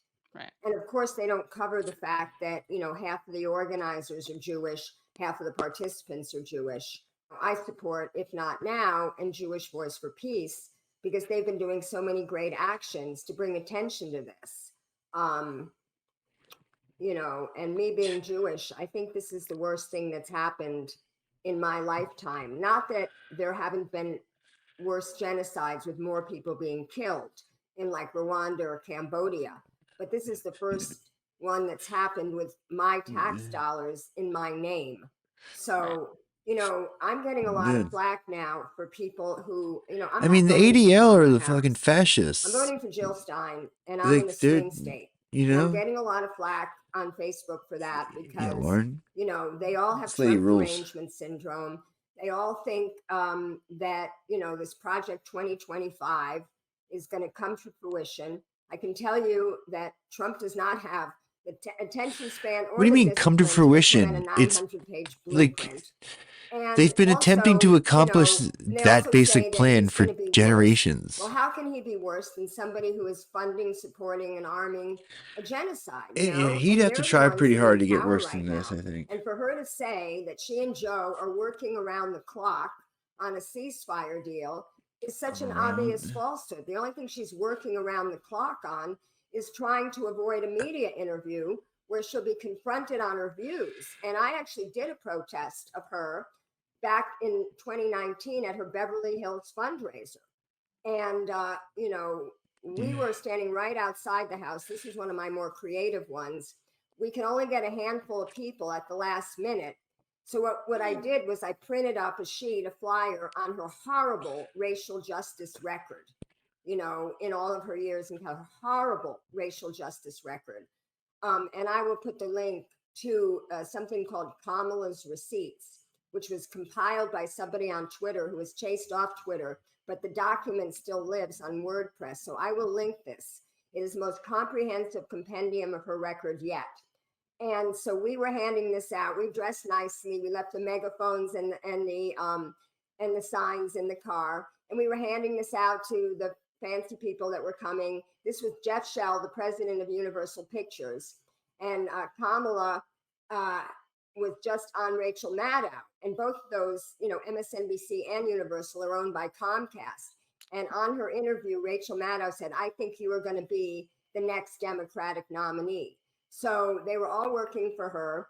Everybody was taking these things. They thought we were part of the greeting committee. And then finally somebody read it and they're like, uh-oh, we better escort these people directly from their cars to the front door. And that's when we broke out the megaphone and the chants and we started reading the flyer on the megaphone. But, you know, I was in California for 33 years. The woman has no ideological principles. Right. She shifts with the wind, whatever the political wind tells her is popular. She's only dedicated to her own advancement. And my belief is she will never come out against arming Israel. She's taken $5.3 million from AIPAC. and she's addressed their conference twice. And even if she waits until after the election to do it, she knows full well they will take her out and she will not get reelected. So I think anybody that thinks What's that the she's word? going to be better because of some weak rhetoric. And, you know, when she said, I'm speaking, that was a mask off moment. That's what she really thought. It's about her. And even the next day when she said, I hear you, we're working around the clock, we got to bring the hostages home. She referenced the hostages twice, but never said a word about the Palestinians. So I really feel like it's a very bad environment out there right now. And we're learning, as you know, Katie, what a PEP is, Progressive Except for Palestine. These are people that I've organized with on a multiplicity of issues, and they refuse to see this for what it is. And it's just appalling. Someone said, Lauren, why do you think Trump would be better on Israel? But you weren't saying that. No, I don't think Trump would be better. I just think, you know, I'm not voting for Trump. Right. But I don't like people when they tell me that a vote for anybody else is a vote for Trump. The only vote for Trump is a vote for Trump. You know, if this is really a democracy and they're running on democracy and freedom, then I should be able to vote for someone. And Jill Stein is a person with impeccable integrity and I agree with her platform 100%. And I think I should be able to vote for someone. I shouldn't have to vote against someone, lesser of two evils, or blue no matter who. And that's what, you know, the pressure is right now. It's rampant, it's rabid, you know, and they're using fear of this just as much as the Republicans are using fear of the immigrant or the trans person. Nadia, what are your thoughts on Kamala versus Trump? Well, when you look at it, when we were disrupting President Biden's speech, he was talking about political violence. In fact, at the exact moment that he was talking about political violence is when we took out the banner, and then we were met with political violence at the DNC. And this is a very tight race. Like even in Florida, the Senate race is 2% difference. The presidential 4 to 5 points. And so the Democrats really can't afford to be isolating voters, like especially progressives, Arabs, Muslims. But just for based off of polls that people have done, 75-80% of Muslims and Arabs are not going to vote for the Democratic ticket. And what we have seen in the past week at the DNC is the Democratic Party is basically okay with that. They're okay with turning away large blocks. They are okay with it. Constituencies. They also don't really have much outreach out to Asian American voters, who really carried Georgia in 2020. And I didn't get elected to the DNC simply as a token. Like I worked really hard for the Bernie Sanders campaign, and then I still stayed on during the Biden campaign in 2020 because I felt that the threat of Trump was very real. Really? And I worked, basically did like right after the convention onwards till November, I would do daily phone banking. Like I would come home from work, feed my kids, and then just start doing phone banking, like 2 to 3 hours every day. And after and we flipped 3 counties blue in Florida, and then right after that, when the Georgia Senate election started, we just decided we're going to do that and not take anybody's flack for that. We'll just do it. And so we reached out to the Warnock campaign, and they didn't want to have anything to do with Muslims. So then we reached out to the Ossoff campaign, and they were willing to work with us through their out-of-state director, and we did about 135,000 phone calls. So while we didn't impact the presidential election, we did impact the Senate majority that was able to put Supreme Court nominee on the bench. And so that, I think, was like what we were able to do. Damn. And all the people that I know that have been organizing for the Biden in 2020 are now just organizing for ceasefire. And so those are the people who are really the workhorses, and they're not doing that type of organizing. So it's not even a matter of whether or not like I vote for Kamala. It's a matter of all these people who would be organizing are not organizing. And so that's also scary to think that they don't care. And they've essentially, it's not like whether or not I want to vote, it's whether or not they actually want to bother to earn our votes. Do you think that there's, so Lauren has said, I think that's the underreported part of the story. Be worse under Trump. offending the left, offending young people and Muslims. It's fucking just you. Those are your volunteers, but you know, you got like some other, you know, a handful of some other people, obviously, but like that's a huge fucking chunk of your like base of your volunteers. You know, like old people knocking on doors. You know, Trump, because there's already a genocide. Do you think that it could be worse under Trump? I mean, I think that like I never got attacked the way I did during the Trump administration. Like I you know, fear. That Senator Kennedy a few weeks ago, probably the most like, you know, blatant Islamophobic, like racist thing I've ever seen in Congress. I mean, I'm sure there's been worse things, right? But like, as far as I can remember seeing, that just happened now, you know. So, you know, I think the argument is not so much that it was worse under Trump, just that Trump sparked something and Biden has done nothing to put it back in the jar. I think that's a better way to actually think about it, because that's what happened, you know. Much like the rest of the world, you know, every aggressive thing he did, Biden doubled down on it and did more aggressive things, right? Like much more.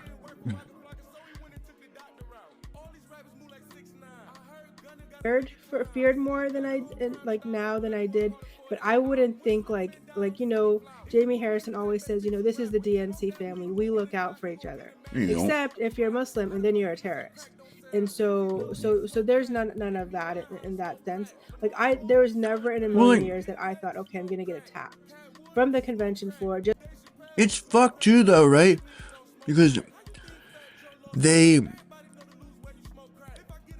plan is to give up on Michigan, and I don't know, I guess not Pennsylvania, but Michigan basically, and double down on Arizona. And in order to do that, they're running all this racist border stuff, which is just like, I think it reveals a fundamental misunderstanding of who is voting in these elections, right? Like, I don't think there's a lot of people in Arizona who were going to vote for you, but you just weren't strong enough on the border. I mean, I think they're either with you, or they either fucking have the brainworms or they don't. And, you know,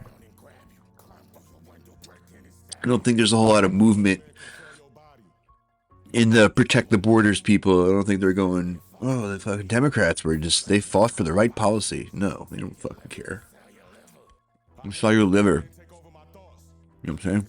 Just for holding up a sign by the head of a labor union, who just like hours before actually spoke from the convention floor on the main stage. And the whole uncommitted movement was to get a Palestinian speaker on the floor. And instead, what you saw happening was the head of a labor union who's sponsoring the DNC goes ahead, commits an Islamophobic attack, probably while he's drunk. And you have the governor of Illinois and top DNC staff and Harris campaign Wait, who was this? look on and just like look away. Who? What happened? Have the governor of Illinois and top DNC staff and Harris campaign staff look on and just like look away. And you have the governor of Illinois and top DNC staff and Harris campaign staff look on and just like look away. There's no granddad in a wheelchair. I never heard that story. Yeah. Well, like, yeah. Well, I think that they think that, like, they can take, like, they can steal their voters or something. You know, it's really weird. You can't really get those voters. Those aren't your voters. They're not going to vote for you, man. In relations to my base station, I had it sealed. That's the deal. Secrets were revealed because they knew each other. Busama, my man. Let's go. What up, dude? You doing?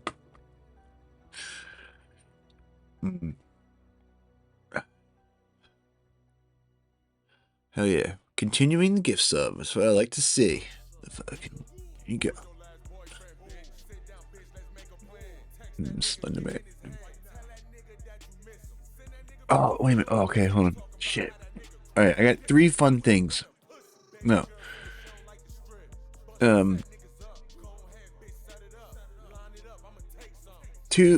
At least 2 fun things. Probably more. I'm sure we have more. You want? Let me see. I don't know how to dish this out. Fun thing 1 or funner thing 2? I mean, fuck you. I'm just gonna put it on. Whatever. I'm in the kitchen. All right, we'll do this.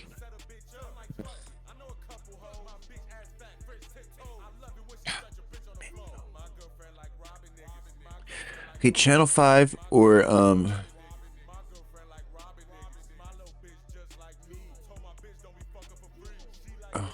get fucked up for free.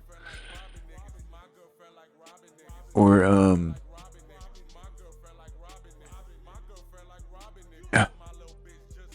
putting this on. Never mind. Fuck it. I don't really have a good choice. I know, because I don't want to like say what the other one is. It'll be too much of a reveal if I say any. I can't really give any clues without giving it away. Doing a little video about the history of the Jersey Devil. Can we ask you if you ever heard about it? I'm going to tell you something. True story. I'm actually from Buena Vista Township.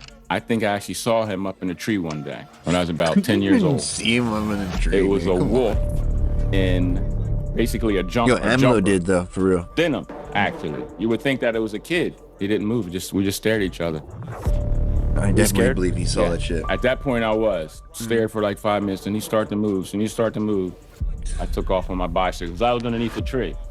It was one of those like a pine, like a cedar pine tree. That's what it was. Did you feel like a little bit nervous to tell people about it? Oh, absolutely. I would never tell anybody about it. But I haven't told many people. You told them about it. Maybe you're on TV. Well, you know, nobody will believe it. After spending what felt like weeks searching for Bigfoot in Pennsylvania and Ohio, I figured I'd probably have better luck with a more alternative, less mainstream. Why would you think that? Dude, so my hunt for the Jersey Devil began. Greetings, everybody. We just touched down in beautiful... He's like doing a thing here, obviously, right? Like, I don't know if he's got daddy issues. Like his dad, he said his dad was a ufologist, right? He's got some fucking weird thing. He's like trying to make him look like foolish. All the fucking people he meets, and you know, it's I think he thinks it's clever or something.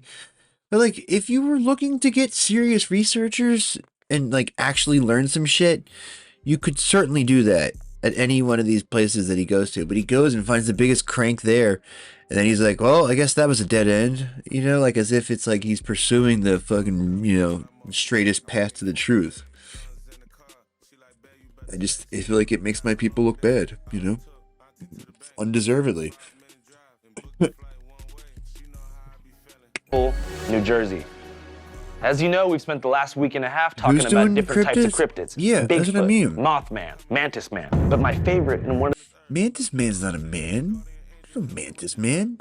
What? Mantoids.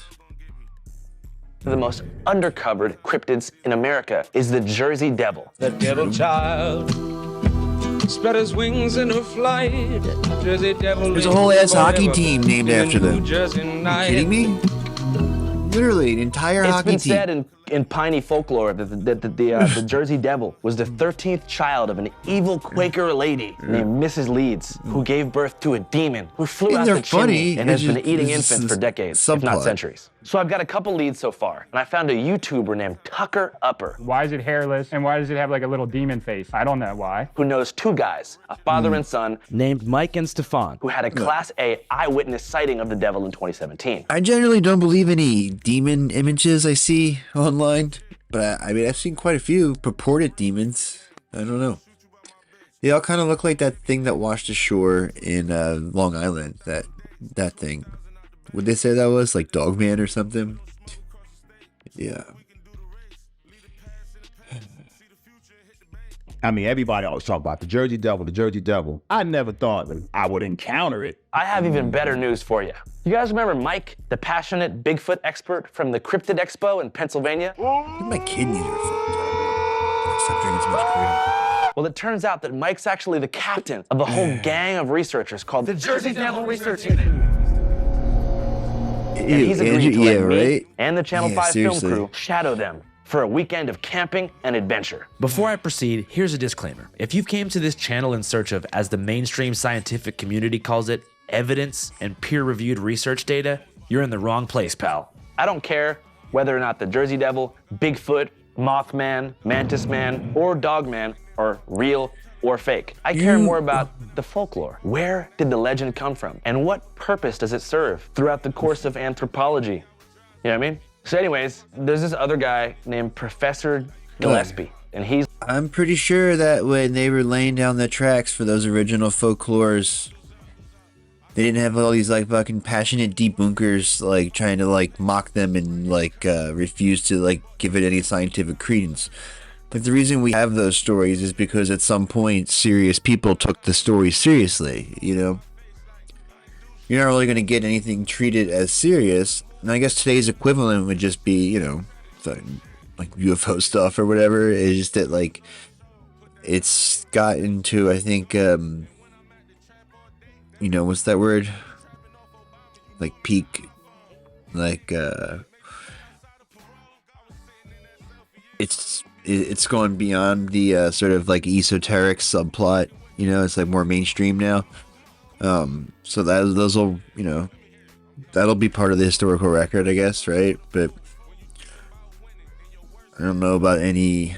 Yeah, I mean, I guess it's like different. Like you can kind of see how each different section of the UFO phenomenon is becoming more mainstream. Like, you know, like the idea of like seeing crafts in the sky is completely mainstream now, right? And then if you like pushing on from there, it's like that David Grush Biologics is like kind of becoming accepted now to like talk about dead aliens. I think live aliens are still kind of a fucking taboo. I mean, there's dabblings of it, you know, like News Nation and shit. But you can kind of see how that specific area of it moves forward. Like they just keep fucking, you know, you just keep throwing fastballs at it until one of them lands, and then till one of them lands in the catcher's mitt and not in the outfield. You know. He's like the top researcher. He's written a ton of books about this shit, and he's going to talk to us and tell us what really happened. I'm Professor Angus Cress Gillespie. Yeah. I mean, that's a misnomer that, like, no one's abducted anymore. People continue to be abducted. It's just there's no Maury Povich to talk about it, you know? I'm sure they talk about it in their own communities. You know, I'm sure if you Googled, like, abductions, UFO abductions or something, you'd find tons of like Mount Shasta types talking about it, you know. I think like that's what I try to do, man. I try to believe everything that's reasonable to believe and disbelieve everything that's just not reasonable to believe. You know, I'm trying to be like the widest range of like conspiracies can still be like in play at any given point. You know, it's one of my things. I'm all right, keep this one alive. So if I strengthen this part of this story here, then this can still be active. You know, I'm just trying to keep all this shit percolating, man. You know, I'm trying to see like maybe, you know, I feel like there's going to be synergy at some point too. Like they're gonna, like streams in a river coming back together at the end. Like they're gonna come back together. From the American Studies Department of Rutgers University in New Brunswick, New Jersey. I first got interested in the story of the Jersey. I almost got that David Jacobs book the other day. I need to get that. I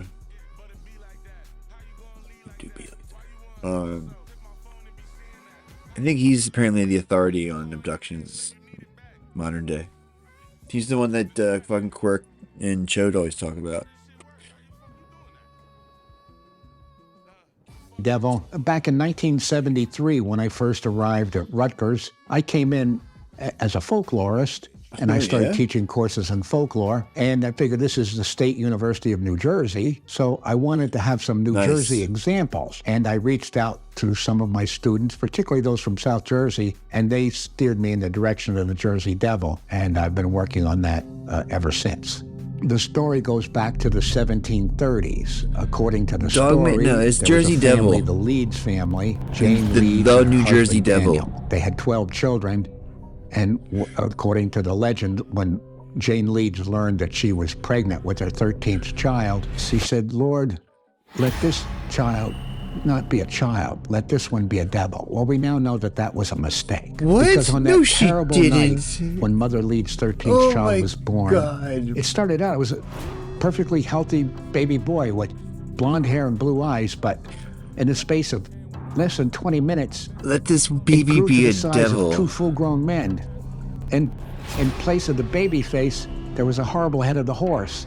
And it had the torso of a man, the feet of a goat, long serpentine tail. It was very furry, and it had furry arms and furry paws and furry fingers. And at the end of each finger were razor-sharp fingernails. He's like a professional storyteller. And then, it's really cool. unexpectedly, it's a cool job. The creature, with one swipe of his right arm, slit the throat of the midwife and attendants who collapsed in a pool of blood.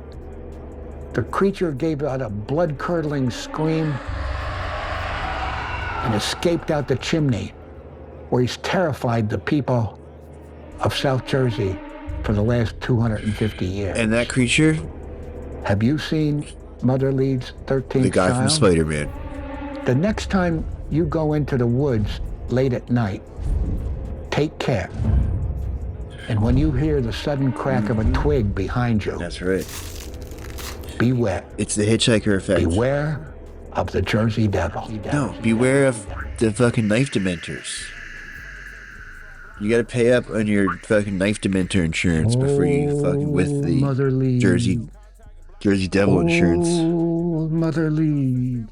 Thank you so much, Professor. Okay. I appreciate your time. And I'll let you know what we find. The family that's at the crux of the Jersey Devil folklore is the Leeds family. They're a pretty powerful We'll family let you around know what here. we find. As you can see, we're in Leeds Point, New Jersey. So this family is basically the shit around here. This graveyard is full of Leeds The gravestones. red light one? So Which these one was people that? were fucking. But what we're learning now is that the Leeds family in the 1700s was like kind of on the outs. That's right. This is a story of colonial cancel culture in a redcoat reality. Mr. Leeds, alleged father of the Jersey Devil, was not your average boring old Pennsylvania Quaker making applesauce and hating on the Catholic Church for having too much fun. In fact, he was something of a tri-state socialite. In his late 20s, he began taking frequent trips to New York City and Philadelphia, where he'd go kick it with Christian mystics who believed in cosmology, exorcism, tarot reading, natural magic, and demonology. Mr. Leeds was like the Aleister Crowley of his time, and would oftentimes roll back into Leeds Point after long weeks in New York City to share his mystical insights, often suggesting to the guys in town that the Quaker people ought to modernize their beliefs. This did not go over well. People in town began referring to him as a pagan, banned him from the local church, and commenced a word-of-mouth smear campaign that may have messed up his reputation on a Leeds Point level. But he didn't give a shit. He was popping in New York, and remember, this is pre-internet, so not anybody could be popping in New York. So what happened here, I'm assuming, is that Mr. Leeds was like the shit. He was probably making a ton of moves, went to New York, tapped in with a bunch of different type of more, city swanky ass people, and figured, you know what? Fuck all this Quaker shit, we should do something different. I am willing to bet there was a mutiny where all of the other Quaker dudes who were jealous of Mr. Leeds and all of his clout got together somewhere in town and said, you know how we can really fuck up this dude's name? Let's say that his baby mama gave birth to a demon. There's also allegations that Benjamin Franklin was in a race with Mr. Leeds to develop the first farmer's almanac. Really? And Ben Frank was really close to having a sick-ass copy of the farmer's almanac, but Mr. Leeds knew a lot more about farming. So I think Benjamin Franklin and the jealous Quakers of South Jersey conspired to throw dirt on the Leeds family so they could get their money up. I became quite energized That's a after good reaching idea. my new discovery and hoped that maybe the people of Leeds Point could share some insight with me. What can you tell us about the legend of the Jersey Devil? Well, supposedly she cursed the child, and when he was born, he had wings and like of the devil, and he flew out. Have you ever heard a convincing eyewitness account of an encounter? convincing? No, I really don't believe in it. I think it's just a legend. It's fun to have because it's part of the South Jersey thing, but that's about it. Much like when interviewing locals in Reamer, Minnesota many years ago, who denied the existence of Bigfoot, townspeople of Leeds Point, New Jersey, stonewalled me, which Professor Gillespie says they know is too par for the much, course. You can't just go in and say, tell me about the Jersey Devil. That's a sure way to get people to shut up. Have you ever heard of the Jersey Devil? No, never heard of Joe Biden. Are you sure? Yeah, I'm sure. No.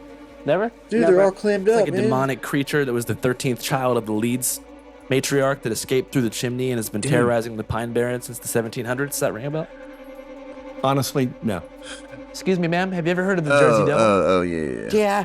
When did you first hear about the Jersey Devil? I didn't see that one either. It looked kind of hot, though. I don't like this, man. Sorry. You know, one thing you hear a lot about in folklore is the going about the concentrated fucking- effort to Yo, withhold ask him about information Saquon from Barkley's outside game today. agitators. You know, I wouldn't be surprised if she knows the exact location of this beast. All right, we got a great first chapter of the investigation completed. Couple great leads some here. hits off of from that. the You Leeds gotta get 'em Point, to fucking some obvious relax, and liars then you in ask the 'em. mix. Honestly, no. But some people willing to point us in the right direction. I think I actually saw him up in a tree one day. Excuse me, ma'am. Have you ever heard of the Jersey I Devil? want to know where the gold's at. Have you ever heard of... Oh, sorry. It was obvious to me that if I wanted to learn the truth, just asking locals wouldn't do me any good. I began to wonder if there was a local cryptid community there in South Jersey dedicated to hunting down the devil. chased After Joe diving Biden to down every DC. rabbit hole I could, I came to the conclusion that there was no dedicated actually a Joe subculture Biden attached devil. to this particular cryptid, but rather a loose network of independent researchers and What do lone you mean? wolf It's- eyewitnesses it's who not seem really to a- all convene in the comment section of a local father and YouTuber named Tucker Upper, who posts regular updates about his findings. He agreed to meet with me at a nearby bar inside of a strip mall, conveniently named JD's Pub and Grill. Tucker claimed he just captured foolproof video evidence of the Jersey Devil's existence on a trail cam that he put in his backyard. It was hairless, bro. It's almost nothing. It could easily be like, He's a okay, that's dog, just a bro. deer turned around. But at the same time, there's just that weird, eerie feeling of like, why is it hairless? And why does it have like a little demon face? I don't know why. It does have a little I'm demon Tucker face, doesn't Upper, he, and man? The Jersey Devil has literally always been a part of my life since I was a tiny kid. I'm actually Yeah, this guy married rules. through my lineage to the Leeds family at some point in time. So there's a story that became really famous of like this soldier who shot a cannon directly at the Jersey Devil. And it just went right through him, and then the devil just into smoke. So the only way that that could be possible is mean, if it's why like, would like you a wanna go to skinwalker, North I would say. Jersey, Like a you know? witch that was possessed. Dude, Scariest North thing Jersey about the sucks. Jersey Devil is how it's always a little bit different. So I don't think it's like meat. I mean, you he know, might like go to Morristown. Bigfoot, how it's a legitimate person, basically. He's not going The past Jersey that, Devil seems to me more like a skinwalker, where it can change shape and it can basically change to the shape that you're most afraid of. So if you ask taking one the guy who saw the Jersey Devil Skinwalker's name and then in vain. another person who saw the Jersey Devil, their description's probably going to be slightly different, if not really different. Tucker's Because most he viewed video imagined about it, the dude. Jersey Devil features an eyewitness account from a local father and son. It was crazy. We all had to question what we was seeing. Mike and Stefan was from a Facebook. If you did see something, it was much more likely to be a alien Fortwick says, or a hey, don't be Bigfoot. scared or nothing, but Halloween is Or- on Friday the or a 13th this Mothman. year. Or a for Mothman. the first time in 666 Halloween years. can't be in fucking. It can't be on the 13th, on the 31st.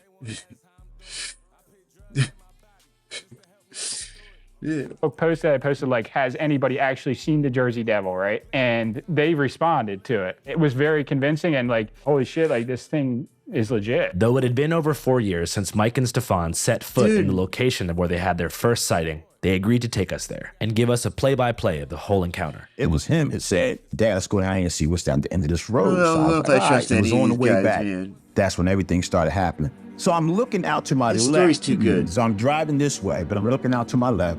The sun was shining onto the tree line in the distance. But while I'm driving, I'm doing like 35, maybe 40, 45 miles per hour, just driving casually. All of a sudden, the sun shading casted on the trees took the shape of what looked like a sand-colored khaki camel. It had like a long neck. It's breaking up because I'm driving and I can't deer. really like get it clear because I'm keeping my eye on the road and I'm looking, Sand-colored I'm like camel. this. So we pull You over mean a to the deer. same clearing. We get out the car. What I saw in the wood line, it was there, but it almost looked shimmery, almost like a water, like my on a God, hot this summer is a day. shitty story, like a dude. mirage. Like a mirage. but it was there. Such an I obvious had a lie. Galaxy Note phone that I took a picture of it. That's what we saw, the Jersey Devil. But if you look to the left, you can see the face of a crying child. If you look very closely, you see it like kind of like eye, mouth, head. And the other picture I want you to see is the actual why we believe it's paranormal with this photo right here. You can see it changed shape, transforming into shape. Oh yeah, they do unusually transform sometimes. Long neck. It had like a slope to the body. It was just crazy. that's It was real. just walking. Yeah, that's cool. But the strange thing about it, it was moving, but it never advanced. It wasn't moving. It wasn't advancing. It was almost as if it was paranormal. Oh yeah, I love when they do that. I was like, hey, somebody horse got it. When I looked out and he's saying someone's horse is loose, the first thing I noticed was, well, this is a marsh. And I'm thinking like, right. And that's when I started saying to myself, I know this is not what I think it is. The next emotion that followed their sense of wonder and bewilderment was a realization that many Jersey Devil experiencers have. Holy shit, nobody is gonna believe us. You know what I mean? And we got a couple of those like, what you guys smoking? You know? Yeah, heard that a lot, yeah. But you expect that because, you know, you're going to have the scoffers and the naysayers and the trolls just want to just troll you. Or non-believers, skeptics. Y'all, you guys, it doesn't exist, but we know, we saw it. So we're not too far from the actual like original Leeds family house or the foundation, right? Oh, no. Right up the street. Right up the street. We could take you to one of the Leeds properties whenever you guys are ready. Let's do it, man. Let's go. I could hardly believe it. Yep, right there. There we were at the foundation of the Leeds home. This is a actual Leeds property. If you look down in there, there's some actual brick. There's some brickwork. Yeah, you can see it. It's clear. And like I said, this type of brickwork is not done. This was, you can tell it's an old limestone. Old limestone, but it's solid. But that's all that remains. From a historical perspective, I thought that it was pretty sick that we found the actual chimney where supposedly the Jersey Devil escaped from. This is must be a brick from the old house. Mm-hmm. Shit, I might keep this. Yeah. Here we go. Don't pretty good. Yeah, if I say don't keep it, might bring something back. Tucker was extremely adamant about me not taking a fragment from the Leeds chimney. Yeah, don't fucking bring it, dude. That's a terrible idea. Not because of its historical value, but he assured me that if I took it, bad things would happen. Yeah. Someone commented and said that they actually took a brick from there, brought it back to their house, and crazy shit was happening at their house, and they were having crazy dreams, and then like stuff was falling off the wall. But despite his warnings, the risk was worth it. I didn't want the chimney fragment for just a memento. Oh my God. Unbeknownst to Tucker, I'd just been invited by Mike Familant, that's right, the El Chapo of tri-state cryptid research, to a private expedition deep in the Pine Barren National Preserve, along with a team of 4 other expert researchers, who together comprise an alpha team of top dogs that, thanks to the grace of God, were down to let me join their ranks. And we are the Jersey Devil Research Team. My name's Mike Famla, and I am the lead investigator of this expedition. My name's Larry Susan, and this is my first time ever doing this. My name's Wiley, and I could tell the difference between a fox scat and a dog poop. This is actually my first time going out on a Jersey Devil expedition. I don't trust any of these guys. Usually I go out looking for I would never... Yeah. Dude, we got about Bigfoot hunters getting what in, you would have to do in order sticking to their have a Jersey fucking- Devil experience sticking their and how to fingers compare in that to Bigfooting. I was touched by a Bigfoot once in a hammock, and Hi, I'm Chloe, and I'm a tree hugger. I don't know as much about the Jersey Devil Other as I guy, do you know. other cryptids, but I just like that it's like kind of misunderstood. It's like the unwanted child, like the whole story behind it. My name is Michael O'Connor. My 3 favorite cryptids is the Sasquatch, the Jersey Devil, and I have to say the Mothman. I think the Jersey Yeah, mine too. could be a possible in that supernatural order. phenomenon. And I definitely think there's So that's too why it many doesn't count. sightings in the state to say it's a hoax. Do I think What? there's a lot of tricksters out there? I think there's a lot of hammerheads. Too many Yeah, Jersey definitely. Devil sightings? I run a cryptids paranormal convention. I started it last year in Perth Amboy, and I'm gonna try to do it every year. And one of the This guy signs rules. I'm gonna have is all hoaxers will be hung. Yeah, exactly, I exactly. think all the hoaxers should I'm be with hung. him. This guy, I think this they're guy gonna- right I here. think all of Told them you, should he's be got hung great takes. And beat the Totally hell out agree. of them. You Yep. know, just kick them in the face and get rid of them all. That's Because right. I think they're I spoiling say this it all for the time. all the serious 100%. investigators that are just trying to find out Those what's are my going 2 on. takes. It's a pretty serious We should do penalty for a communism, false hoaxer, right? but we should Yeah, also just to say, execute just hoaxers. Get yeah. out of here. For sure. Mike, dude, thanks for having us so much. Absolutely. So for those who don't know, can you tell us where we're at right now? So we are in Wharton State Forest. We're in the middle of the 1.1 million acre Pine Barren National Preserve, Communism. right in the heart of the Jersey Devil sightings. So this is like the heart of the Pine Barrens. Absolutely. Right, so I've got 2 things with me that I think might be able to help us. So I have this, looks like a pint of goat's blood. I believe the goat was killed about 2 days ago. Goat's blood? Yeah. Do you see why we murder hoaxers I also now? have a pretty sick You ass see not see this. fragment from the original chimney of the Leeds family home where the alleged 13th satanic child. Way. So if you want to check this shit out. So this is the chimney where the Jersey Devil supposedly flew out. Yeah. Wow. Wow. Oh, man. Yeah. Just go to the house and take one. You live right down the street, dude. Some juju behind it, yeah. Want to see it? Yeah. I could tell the team was grateful that I'd brought something so special along and wasn't just another huckster or hammerhead only in it for the money. By the time that's exactly night fell, what you are. spirits were high, What's and I a feel like the hammerhead? chimney fragment and goat's blood gave us a huge advantage. All right, guys. Thanks for joining us here in Wharton State Forest. We had 2 objectives. First objective is we have goat's blood. We're going to somehow put that onto a tree. And second objective is to make some vocalizations and try to get a Jersey Devil to give us a call back or come in and check us out. So is there a particular place in the woods that you look for where you think is going to be more ideal? Well, technically, Dude, they when don't we know what Jersey do Devil. vocalizations, we try to get to like a high point, so the echo and the sound will carry.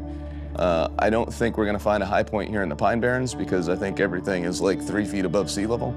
So we're gonna just try to find an area, maybe an intersection of trails. Do you think this chimney fragment will help out at all? I don't know, man. Dude, I have no idea. It's not gonna hurt. That's true.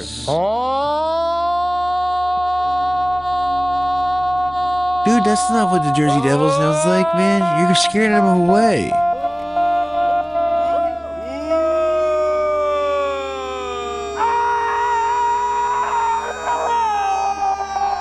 Dude, you're not.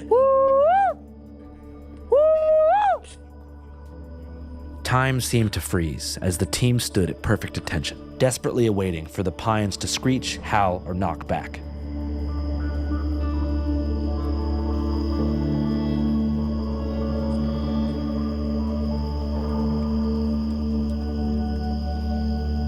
Predictably, nothing happened, and so it was time to move on. All right, yeah, let's do this thing here. I don't necessarily want to touch it, so. All right, so this is a lot of I goat's don't blood. I necessarily do know wanna that some touch people it. drink this stuff for medicinal benefits. You I should don't know drink how it. it should come packaged, but Drink I feel it. like it should be packaged differently. To my dismay, the goat's blood was extremely stinky, which sent the team recoiling. Oh. That is bad. I don't think that's going to fit in there. It's so congealed. Undisturbed by the aroma, I proceeded with my plan, which was to Dump it transfer out. the goat's blood into an empty water bottle and then use the bottle to spray the blood on a twig, which I What? figured may coax the Jersey Devil into coming out of hiding. So basically, you want to just coat the bark in a circle. So basically, it'll waft into the air. Put it on top of the branch sticking out. Yeah, that's it, right there. Yeah, that's good. He's gonna perch on that thing. Yeah. Yeah, he's gonna perch on that thing. Come Jersey Devil. He's gonna perch on that thing.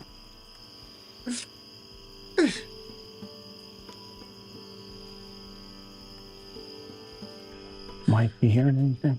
Not really, are you? All right, well, there's that. That's taken care of. After failing twice to conjure up the devil, Dude, you're Mike set up a crowding trail him. You cam gotta near the back goat's off, blood man. and said it was time to walk back to the campsite. Yeah. There's that. Not like we didn't try. Still, he assured us that despite not having a Class A, it was overall a successful night. I think that was good. I think that was really good. So we had a very successful night investigation so far. We did the blood thing on the tree. That was successful and disgusting, and at the same time. That blood was very pungent. As Mike said, it was pretty gross. And then we went and did some Bigfoot vocalizations, Jersey Devil vocalizations. Didn't get any replies back, but that's just the nature of the beast when it comes to Bigfooting and looking for cryptids, right? Do you ever get disappointed? Yeah, you get disappointed, but then I wonder how you know often they what, get the replies, and I disappointment wonder comes how in when frequently you go it's after like time another after time dude. after time after time and don't get any activity, and then it starts getting a little frustrating. But then at the very end, you get that one little like callback or that one tree knock, and it's like, okay, something's out there, and then the rejuvenation gets you going again. We are the Jersey Devil Research Unit. All hoaxers will be hung. Channel 5 Live Worldwide, Hollywood and Vine. Fuck the authority. He's like, Channel 5 News. you Channel know, 55. We don't fuck with custers. And 5 is the best number. he's like making a joke about it, but no, me and my set, no, we're that's 100%. That's what I'm saying. Yeah, dude, that's fucking yes. I'm gonna fucking hit that guy up. Be like, yo, I'm serious. Get rid of these hoaxers, man. The most fed shit ever. You're just like the murder hoaxers. You come over. I found a whole mess of hoaxers for you to engage with.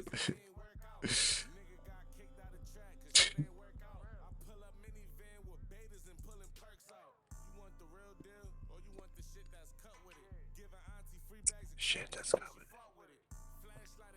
Ladies and gentlemen, Chester Hanks, everyone. Thank you. Come on, dude. Again, I want to specify this is not the talk show. So we wouldn't typically for a pot. Oh, you have the gun, the prop gun. Oh, yeah. Go ahead, make my day. Chet, can I ask you a question? Get on the microphone, sir. Get on the mic. This is my best friend, ladies and gentlemen. Damn. That was a dinger.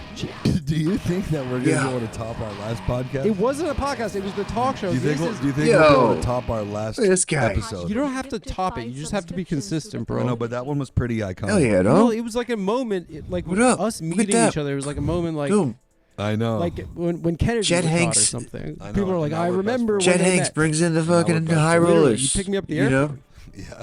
Yeah. LAX pickup is a big move, and then And it always turns out you always live- the case. Whenever Chet Hanks is on the screen, Fuck, dude, just tell everyone where I live. Why don't you? What's your address? Wait, Chet lives in a building with all retired Jewish people, and we get into the elevator, and they're like, "Did you they check probably out the love new him. fitness center, Chet?" Yeah. It's all like old Jews and you. Yeah. It is the funniest. That's how I like it. It's the best crew. Chet picked me up in, of course, in the Lambo truck. Yep. No license plate. I feel like he thinks it was a lot funnier last time. I'm just giving him a second chance because I saw him be funny somewhere else. Look, what's gonna happen if you don't have one? I don't know. You get You'll pulled get over. a ticket. You're one of the smartest people I've ever met. It's better than getting a, See, that's what I mean. This is about where he tops out, right? Or something. If Hey, you man, go on the we need lane a that you're fucking- not supposed to go in on the car, the There's- freeway, you need the, to be on, percolating the in fast here. pass The lane. Hovey. I could go on the fast pass lane whenever I want. No, it's because called they the can't. HOV on the they East can't Coast. get me anyway. It's the Raw. It's the fast pass lane. Fast pass? Yeah. Oh, this is kind of like a Kendrick It's in- versus Drake situation right now. Actually, I have a bone to pick with you about that. Really? Yeah, you Oh, went shit. viral for explaining to your father the Kendrick Really? Drake beef. D. In Tom our Hanks? DM, I Really? was the one who told you about it. I didn't see But that. you get the credit for teaching Woody about it when it was me. It was I. Dude, I don't. It's not like you told me about. You the teach Kendrick me were about like- it. Oh golly, Kendrick and Drake are beefing right now. I was like, let me tell you about the culture. I was like, Chet, I have to tell you about what's going on in the culture right now. And you were he like, does well, though. You're my He- source of 'cause, news. you know. And I was like, Chet, I would. Is that what you want me to say? I was like, I'm no source of news. I would listen to the Breakfast Club. I would go on World Star Hip Hop on there. You're right. Okay, I wouldn't so even know just- about rap music if it wasn't for you. I tagged you and I said, Chet, we need to stop this craziness. It's true. Because we had a battle. We had a rap battle. Yep. Which is honestly, we brought beefs back, right?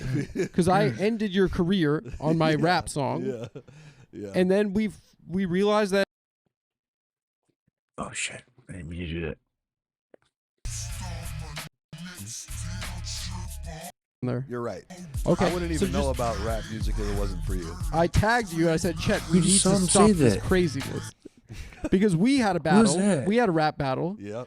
Which is honestly, we brought beefs back. Is the thing gonna right? go on? Because I Or ended turn your that off? career on my rap song. Yeah. And then Oh, there it goes. we realized that Good. what was Stay by the more bell. Then I important don't is have to find a. in our community, we can't be tearing each other the down. other thing. Right. The male Dude, community. Dude, Yeah. Men shouldn't be tearing other men down. I'm sorry. You know? Yeah, we gotta stick together. We got to stick together. I'm gonna look up these DMs because you're like, oh wow, please inform what's oh, going I thought it was on gonna in end there. I was like, oh, that would have been the you perfect seem to lane. be an expert in it. And then it's like, no, And no, then it's you not. go It's viral not. for breaking down No. the beef to your dad, and you didn't say my friend Adam is the one who gave. He's right though. For real though. No. What'd you say? Yeah. I didn't want to give you your shine, bro. Can you let me have my moment? Does Drake really have a daughter? I think his dad doesn't like him, huh? Question mark? Does You know? Kendrick beat women? You asked me. His dad this, likes Chet. the other kid, not him. Well, no, because wait, look at this. I did at Chet Hanks. We got to stop all this craziness. You respond Definitely. question mark. Can you I said in imagine? the hip hop community, we battled and then we became best friends. And then you said, does Drake really have a daughter? And is a pedo? Does Kendrick beat women? I said, they say Drake gave false info about the daughter. Mastermind, 5D chess. And then you said, if he did, that's a genius move. So basically, the point is, why are you feeling me on this? You told me. I don't think any of these everything I needed to know. percolators are even on it's here just a anymore. joke, about dude. the Kendrick and Drake beef. No, when I saw you, I'm agreeing when with I you. saw you post Dude. that text with your dad, a tear came down, solitary tear. I was like, I taught like him my everything. work- we I mean, he's I'm right. like an angel. or He's something. right. Guardian angel. You are kind of like my guardian. He should have given Woody a shout out. Not a good After episode you for the picked me up at LAX, we guppies. went to In-N-Out. Yo! And there was no parking. Who are the guppies? What are they talking I about? don't want to admit to it. Dude, fuck yeah. Federal front. What? You said, don't worry about it. There's a lot going on here. And then you whipped out the hand. Look at that. Yeah, that'll go on the fucking. That'll go on the clip. This is a good one. And you're like, I didn't even get this in America. It's You from can hear Colombia. everything in there. Here, I'm gonna clip this one. Make this the next one. Fake one. I watched Chet eat Level 2 5 3x3s. That's 6 patties. No, I didn't. Yeah, you did. Yo. And then we You went. have a really sharp memory, dude. I remember everything we've ever said to each other. Well, I and then remember we went nothing to I've your ever said to apartment, and anyone. You said strap on the table, and then you said, and I said, "What? But you have why?" And you were like, "Don't worry about it." And then you said, "Wouldn't it be fun?" It was a really sweet thing to say. Wouldn't it be fun to watch a movie and then make jokes about it? Yeah. Which is so lovely. That's what male friendship is. Yeah. Right? Yeah. And then I put on the Nick Cage Dream movie, and then we Nick had a Cage conversation Dream movie? about how he's actually kind of the best actor. Oh yeah, watch that movie Dream Scenario. Dream Scenario, and then you fell asleep within What's this song? 3 minutes of the movie because you had 6 patties in you. Yeah. And then I was sitting He came in over your to your. apartment. Oh, dude, that sucks. You were sleeping. Yeah, dude, I hate when fucking and dudes do that to I you. had balls in your mouth. Oh, hell yeah. Yeah, I mean that's kind of a beautiful day. Oh, it's just dying out. Oh, it's this song. What is your necklace of? It's your name? Yeah. And it's what the Harley Davidson? Because it's like right. my name's Chet and I like motorcycles. That's exactly right. Can I wear it? Yeah. Thanks, brother. Stepped in like, hey, my name nephew came with good grades, baby. I remember when we were bless. kids, Big like, ass two-tone Glock, I the can't Wire wrestle. video, Beat his way, they time put the dead since I Rockefeller met you. chain on- Step in on like I'm Kanye, and I was like, thumb. I'm gonna Don't wanna chain you hear up them right stories. there. Shit All right. This should be a hit right here.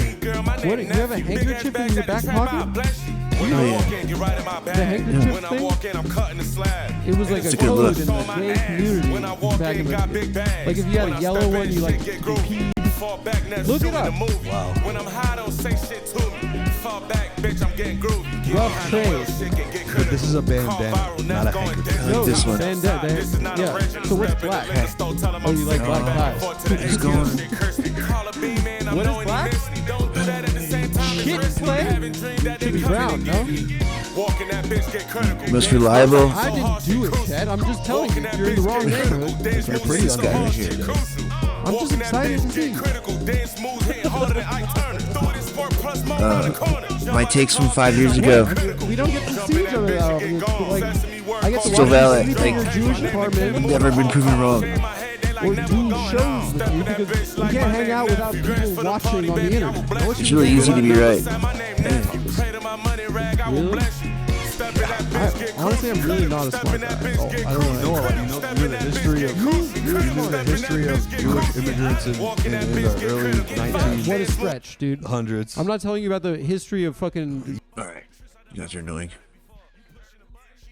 Thanks, y'all. It was sick.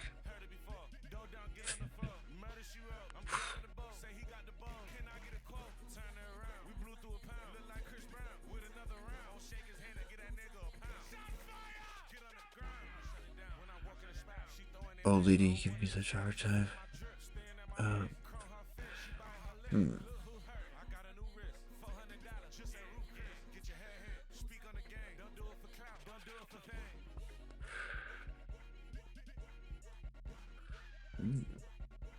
Talking about the point you're trying to make, I don't think you're really making it at all. Like, no, it's actually not. I've been remarkably consistent in everything I've ever said. Like, just fucking bizarre. Like, I don't even know if it's like, I don't want to say it's like the fucking this puritanical thing, but it's like you refuse to do any kind of cost benefit analysis on anything, where you're like, well, they kind of suck on this thing, but it'd probably be an improvement on that thing. It's like, I just don't know how you see the world. Like, I see it as like a fucking quest to like materially improve it for everybody's lives. That's what I'm trying to think about, right? Like, what's the quickest way to do that? I'm not trying to be like fucking doctrinaire or like maintain whatever fucking, you know, ideas you have about like how this shit's supposed to go down, right? I feel like that just adherence to like by the book to, oh, this is what we said we got to do here. You got to defend this guy there. You got to do that. No, you don't think you do always have to do that, right? It's a good guide, you know, most of it's correct, right? But like, everything's not fucking set in stone. You need to fucking be able to like take an opportunity if it arises. Like, I do think fucking having someone like RFK would have been a huge improvement just in the regulatory capture, like in and of itself.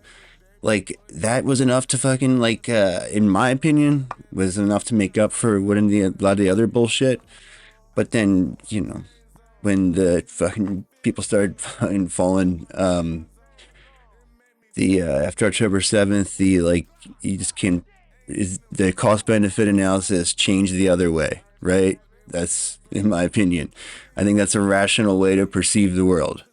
So you may disagree with that, that's fine, but like, that's where I'm coming at it from. Like, and you know, again, if you'll check the tape, it's remarkably consistent. Like, same with Tulsi. Like, we liked her until she stopped having fucking decent takes, right? Like, we praised her when she said good things and fucking criticized her for bad things. Like, I don't know we were supposed to do, like, everybody knows it's like a give and take with the fucking liberal politicians that you're like, oh, you know, I kind of enjoy their you know, their presence on the national stage. But like, you're not your comrade, they're not like in the shit with you. It's not like, it doesn't mean that you can't have like some kind of like, you know, pleasant experience, like rooting for them, or, you know, oh yeah, I liked it how she owned that guy. Like, everyone loved it when she fucking owned Kamala. Like, yeah, everything I've ever said, I've been remarkably consistent. I've just been like, oh, that's a good thing, that's a bad thing. I don't know what, like, how else you see the world. You only listen to people talk when you agree with every single thing they say, because that's pretty silly, you know? I mean, like, again, like, I hate to use the term puritanical, because it's like, I hate when motherfuckers use that shit about anything I'm interested in. But like, I don't know. Like, I think like that is just the argument that, you know, I don't, you know.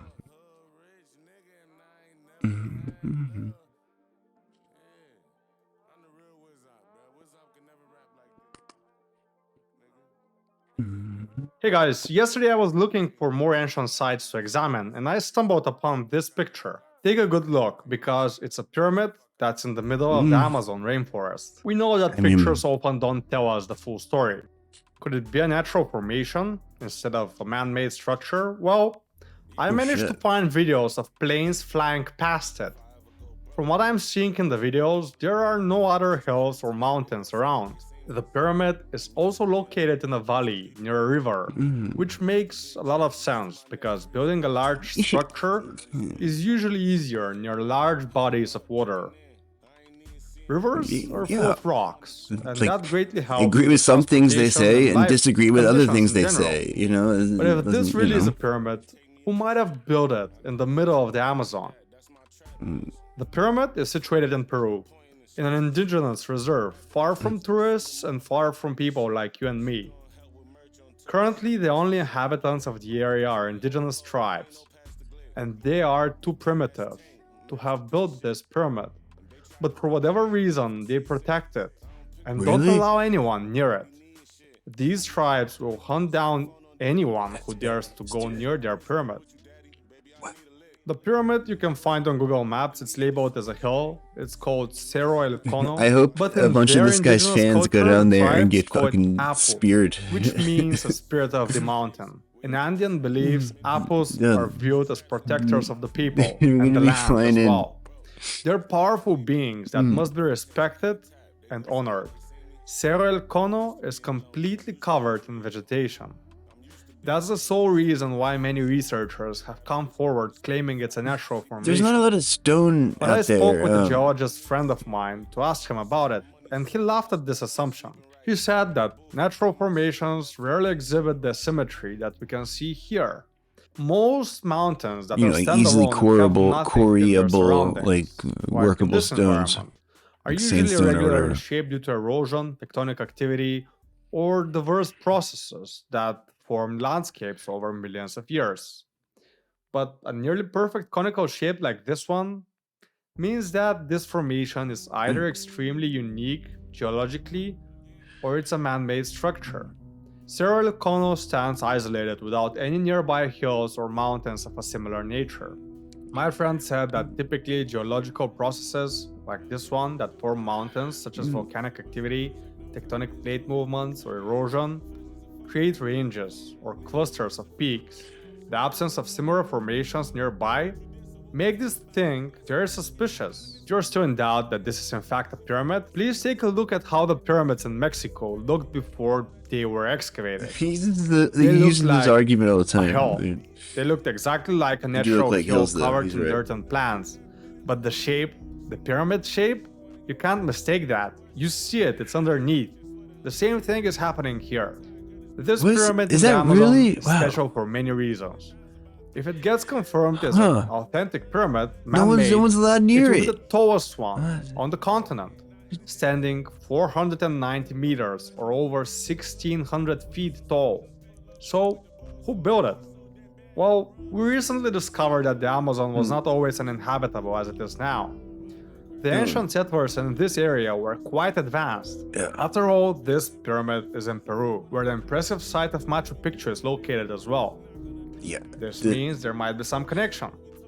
I tried learning more about this through the locals and what is said about them online, but they have no interaction with the outside world. They rely entirely on the forest for their survival, It's and the we first have I've no way heard of it. asking them about this pyramid.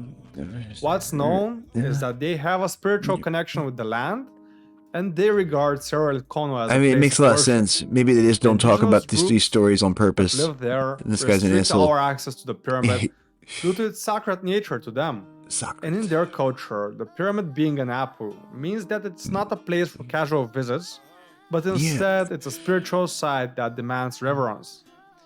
The main reason why nobody went to examine this pyramid on land is because of these tribes.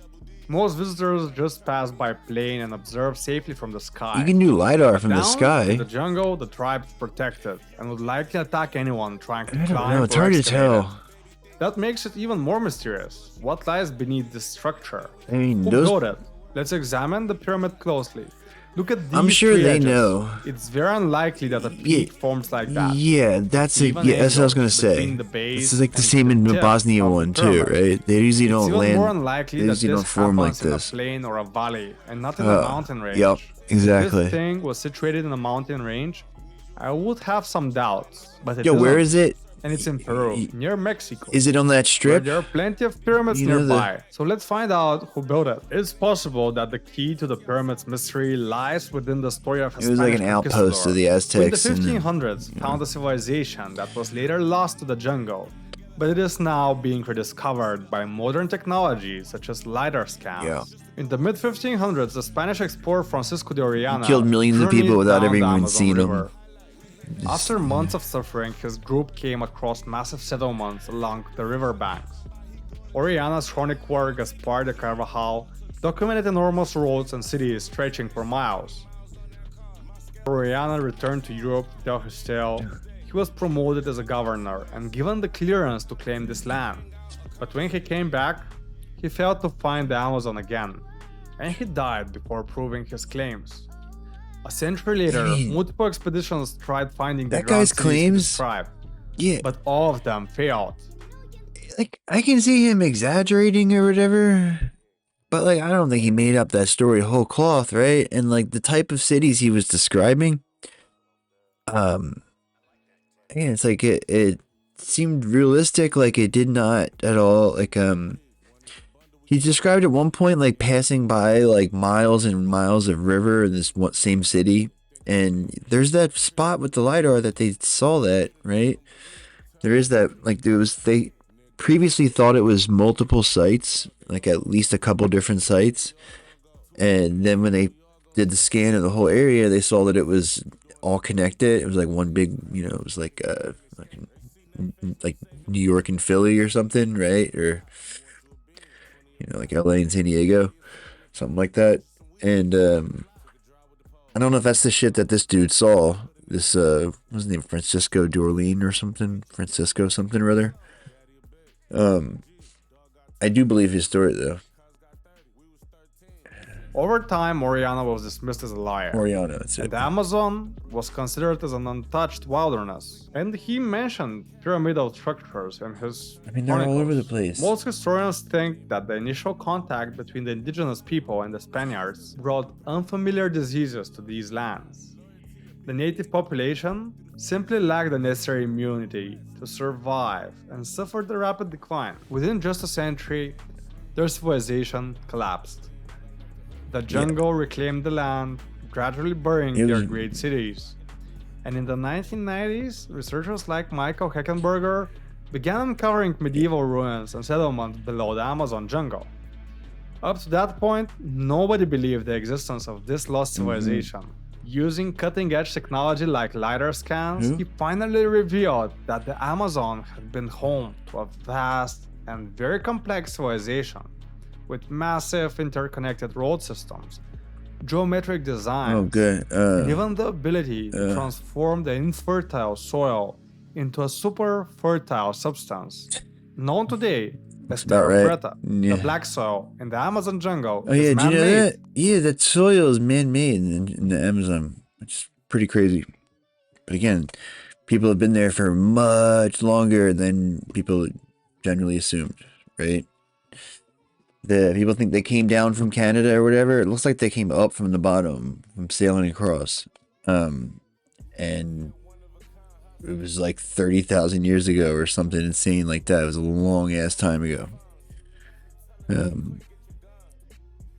So eventually they made this soil. I forget how he'll say. These people cultivated the whole land.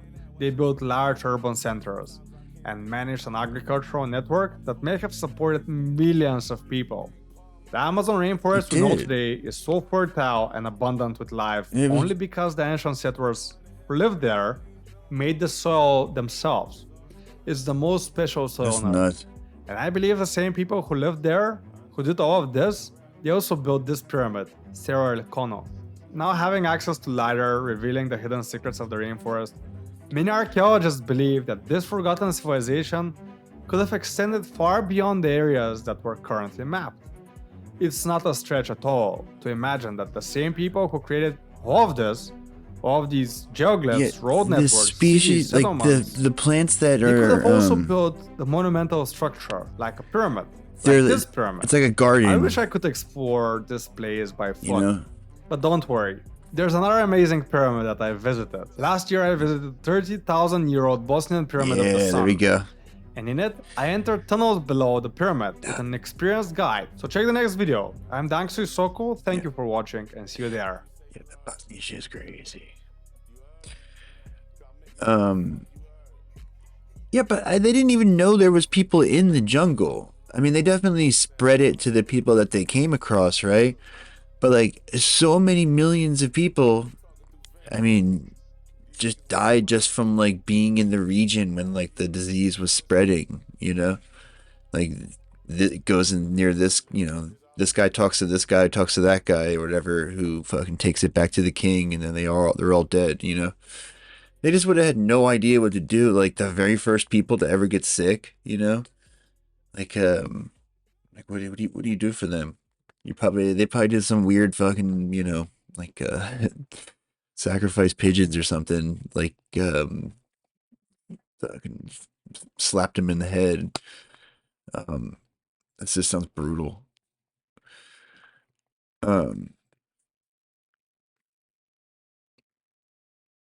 The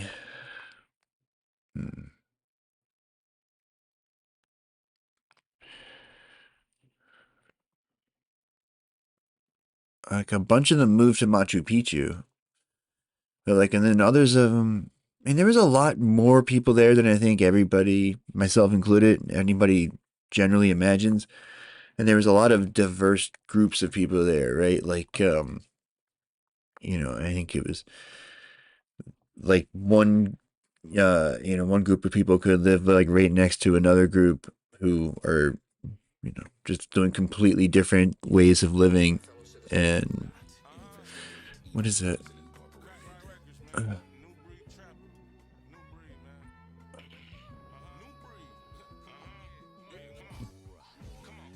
You have like fucking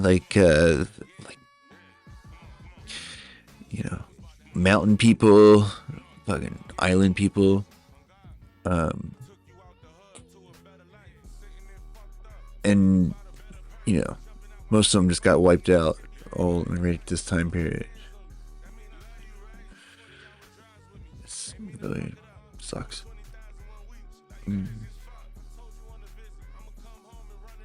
How cool that would have been. That was what the world was like. It was just like, like in it kind of makes me think of like the what's that movie called with the fucking is it Hunger Games with Katniss?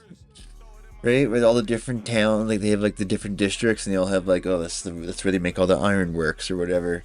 I always thought that part was pretty cool. Like, those guys make all the fucking, the walkie-talkies. Like, yeah.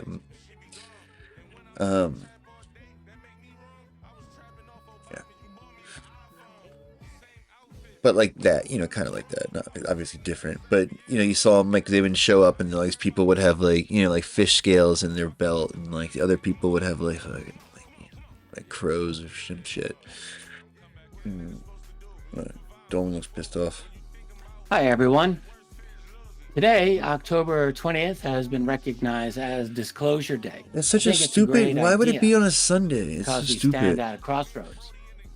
For decades, our leaders have fed us lies about strange objects in our skies and our seas. They're not even in session right now. But the truth is simple and stark.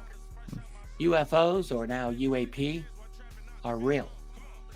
They've been here a long Everybody has a time, different and no term amount for of it. government denial can change that fact. Let's cut through the bull. Back in 1946, ghost rockets plagued the skies of Scandinavia. Too much bullshit out there. Military brass from many Always saying countries that. Execute the took it hoaxers. Damn seriously. These weren't Russian. They weren't from any nation we know. They could do things no aircraft of the time could do. And a lot of them went into the water. I once knew Navy pilot Graham Bethune. In 1951, Graham and his crew encountered a massive UFO over the Atlantic. It was 300 feet in diameter, glowing, and approached their plane at incredible speed. Both the Air Force and Navy intelligence debriefed them. Gander radar tracked the object at over 1,800 miles per hour. His book is... Jump to 1952. A wave of UFO sightings swept the nation, including over Washington, D.C. Yeah. By December, CIA official H. Marshall Chadwell wrote a memo stating that UFOs posed a national security concern and required immediate attention from the CIA and upper echelons of government. Fast forward to late 1975, a systematic incursion of military bases along both sides of the vast U.S.-Canadian border occurred. On October 27, 1975, a low hovering object invaded the airspace of Loring Air Force Base in northern Maine. You can go on like this for Penetrated the fucking perimeter hours. It's where like, there were nuclear weapons is this at an altitude of just 300 feet, circled inside the base, and came within 300 yards of those weapons. Similar incidents followed at other bases right after that. At Wordsmith Air Force Base in Michigan, a large object with a bright red light on its underside was seen hovering over the weapons storage area there. At Malmstrom Air Force Base in Montana, Oh, it's my multiple favorite Air UFOs Force were base. seen over missile silos, with one described as a bright orange football field-sized disc that illuminated the entire complex. slap a hoaxer These were day? not Yeah, let's do isolated that. events. Next year we'll have Throughout that October and instead. November of that year, there were repeated incursions at strategic Slap a military debunker day. installations, often near nuclear weapon storage areas. It'd be like The Wacky objects Day on The Simpsons. consistently outmaneuvered the aircraft that pursued them, It was being consistently so- demonstrating capabilities far beyond anything we knew. that It's a existed. drone. No. Despite the frequency and significance of those encounters, they were unknown to the public for years. For years. In 2004, we had the famous Nimitz encounter. Navy pilots I hate the chased Nimitz. objects that outclassed our best fighters. I hate that These case. things could drop from 80,000 feet to sea level in a second.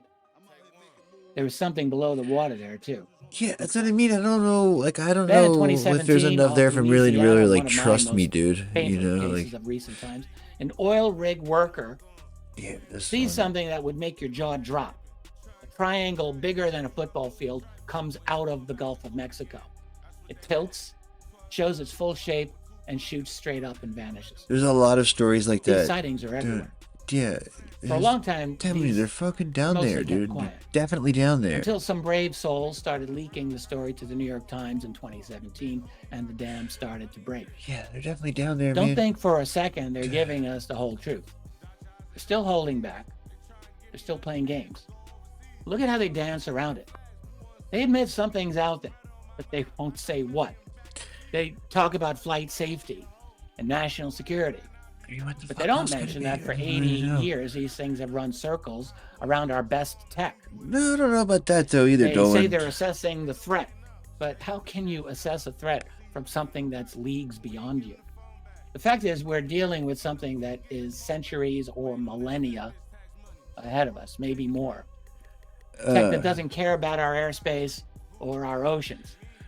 Tech that's been interacting Oh, he with our definitely military will. for generations. And our She's leaders, going well, on they're the still show, trying to keep really? us in the dark. Rogan Here's would the have thing. her on on his The show. truth is like water. It finds a It way makes me lose out. a lot of respect for him. No matter how many fingers they stick into the dam, it's going to burst. God, We've got brave whistleblowers. really? We've got leaked documents. Really, Joe? We've got eyewitnesses, counts piling up year after year. The evidence is overwhelming. UFOs, we'll call them UAPs. You should be like, oh, I just had you here so I could talk to Doug. They're not ours, and they've been here for a while. Just like, Our so-called leaders think they can keep this secret forever. They think they can manage the spin or control the narrative, but they are wrong. oh, sorry, Jamie wanted to talk to People you. like us, we're not going to stop asking questions. We're not going to stop digging. We're not going to stop demanding the truth. And sooner or later, that truth is going to come out, all of it. The tech, the crashes, the bodies, the cover-up, the lies. It's going to change everything. Our science, our energy, our understanding of our place in the universe. It won't be easy and it might be scary, but it is necessary because we deserve to know. We have a right to know. So don't let them gaslight you. Don't let them ridicule Definitely don't do you. that. Don't let them silence you. Right. Telling you. Keep asking questions. Keep pushing for answers. Keep demanding the truth. Keep fighting the good fight. Because the truth really is out there. And It no is. power That's a good on point. earth It really is. can keep it hidden forever. Maybe it is though.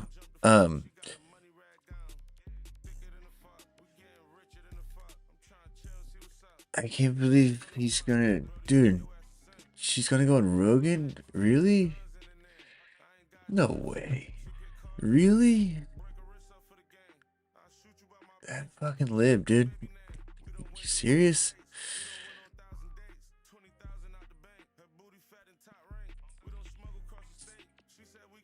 I wonder what they threatened him with.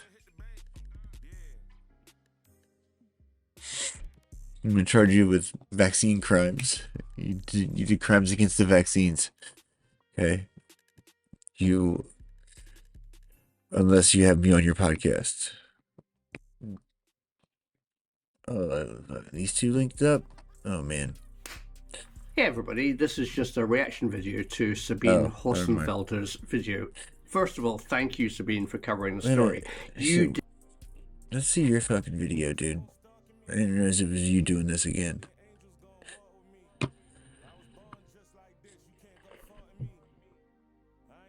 Not if, but when. Where the fuck is it? Where's the original one? Like a lot of views. This one got Iran in the title. Why is that? I don't want to click on it. Asshole.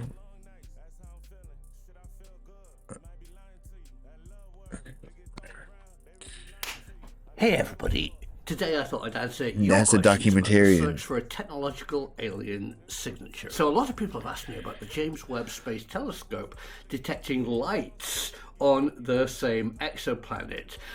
Wow, if that's true. So I dived down this rabbit hole to see what filmmakers on YouTube were saying about lights found on this exoplanet. Yeah. No. Oh, boy, did you realize there are hundreds and hundreds of very weird YouTube channels that are all exact clones of each other. AI voices, the same script, doing the same story. Yeah. I thought there was only a few idiots like me who thought it might be a good idea to do a technological channel talking about space and weird stuff. But it turns out there are hundreds of cloney AI-generated YouTube no, that's not really fair. talking about the same stuff. You don't know that, and though. None of them are very interesting. I try very hard. Some of them are okay. I read scientific journals. I read scientific papers, which I have to pay for.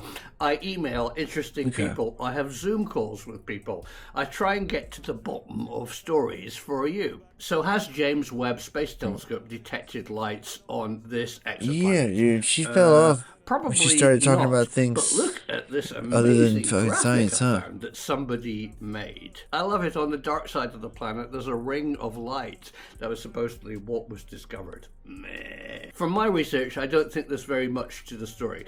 I think it originated from a very interesting paper written in Harvard by Avi Loeb and a few other contributors, asking the question whether it might be possible that the James Webb Space Telescope could detect lights on exoplanets. And that question opens an enormous door to a new era that we're in right now. Let me explain. So the search for extraterrestrial intelligence has changed. It's no longer us looking for them saying hi. It's about us looking for their signatures of them being a technological civilization. We now have those Thus proving SETI wrong. Immensely powerful, immensely sensitive radio telescopes have picked up a technological signature. That's what I'm talking about. But the James Webb Space Telescope can do something really incredible. A Her weed video is terrible too. Doesn't have to be detected only by a radio transmission. It can be detected by light. So when light shines off an object, take this large rotating asteroid, the light is over there, and it's coming and reflecting off the surface of this It's really rock. weird that, like, Obviously, if you're looking at a star, you're looking at a source of light. But everything else is reflected light. But you can use that reflected light to make a spectrum of what's in this material. So if you look carefully, it's possible to detect a technological signature actually in a rock by the light reflected off it. So what kind of things could you detect? Well, very interestingly, there are a lot of chemicals in our atmosphere here on Earth that don't occur naturally. The most famous is carbofluorides, the kind of stuff you get in a fridge or you used to get in air conditioners. It doesn't really matter though, because like, of course, it was banned. It used to be like when they said, oh, it's only made from biological processes, and then like when that comes out, then like the next round of papers is people like, oh, here's a way that it could be made from non-biological processes. I'm telling you, they work double overtime for the debunkings. You know, like discovering new shit. No, that can wait. Disproving this guy's, take over here. You gotta get on that right away. And selectively edit the data. Is it possible that we can detect life on other planets by their technological or life signatures? If they had lights on the planet, we definitely see it for sure. Do that. Definitely. So welcome to the modern world. Yes. You and I now live in an era where we can detect a technological or life signature of an ET, a non-human intelligence. Just get That it. is truly amazing. Network radio telescopes here on Earth with an enormous ear of listening potential. A new radio telescope that's being planned to be built on the dark side of the moon, outside of all Earth interference. And the incredible James Webb Space Who's Telescope building this that can now? see spectral lines. He's got on all kinds distant of hot takes over here. New telescope now too? She's gonna have an awful take, obviously. She has an awful take on everything. Right? God. I don't know, dude. She'll probably make fun of Rogan. That's what I'm saying. She's gonna have like the worst take ever. Like, she's gonna have a take that'll somehow offend fucking skeptics and ufologists alike somehow, and like Rogan will be offended by it. It's gonna be bad. First of all, like I don't know. Like he's gonna get he might even ask that first, to tell you the truth. He probably asked it before the tape started rolling. And he's just going to ask it again when they say go or whatever, right? I'm just wondering, like, if it's confrontational, if it's like Angie Rye, like at the end there when she was like fucking pissed off. I don't think she knows anything, and I think even when whatever she would say, like, I think 100% definitely she's going to have like a canned response, and it's going to be unfunny and obviously unsatisfying, That would be my guess. I mean, maybe she's taking some phone calls from like Sheehan's office or something, like he can probably talk his way into a lot of rooms that like a lot other people can't. So like name recognition. I mean, what if that would be an interesting situation. So if this comes out in the news sometime, right? They're gonna have to ask the contestants in the election about it, right? All I ever do is win, man. Are you kidding me? I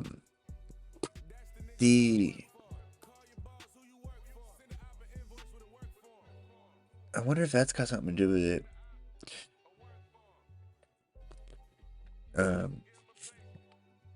So the European SETI has the paper done and ready to publish, and they're waiting for the American one.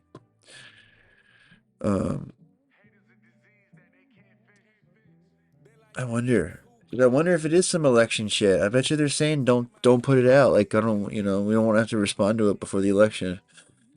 That's crazy. Check out my boy.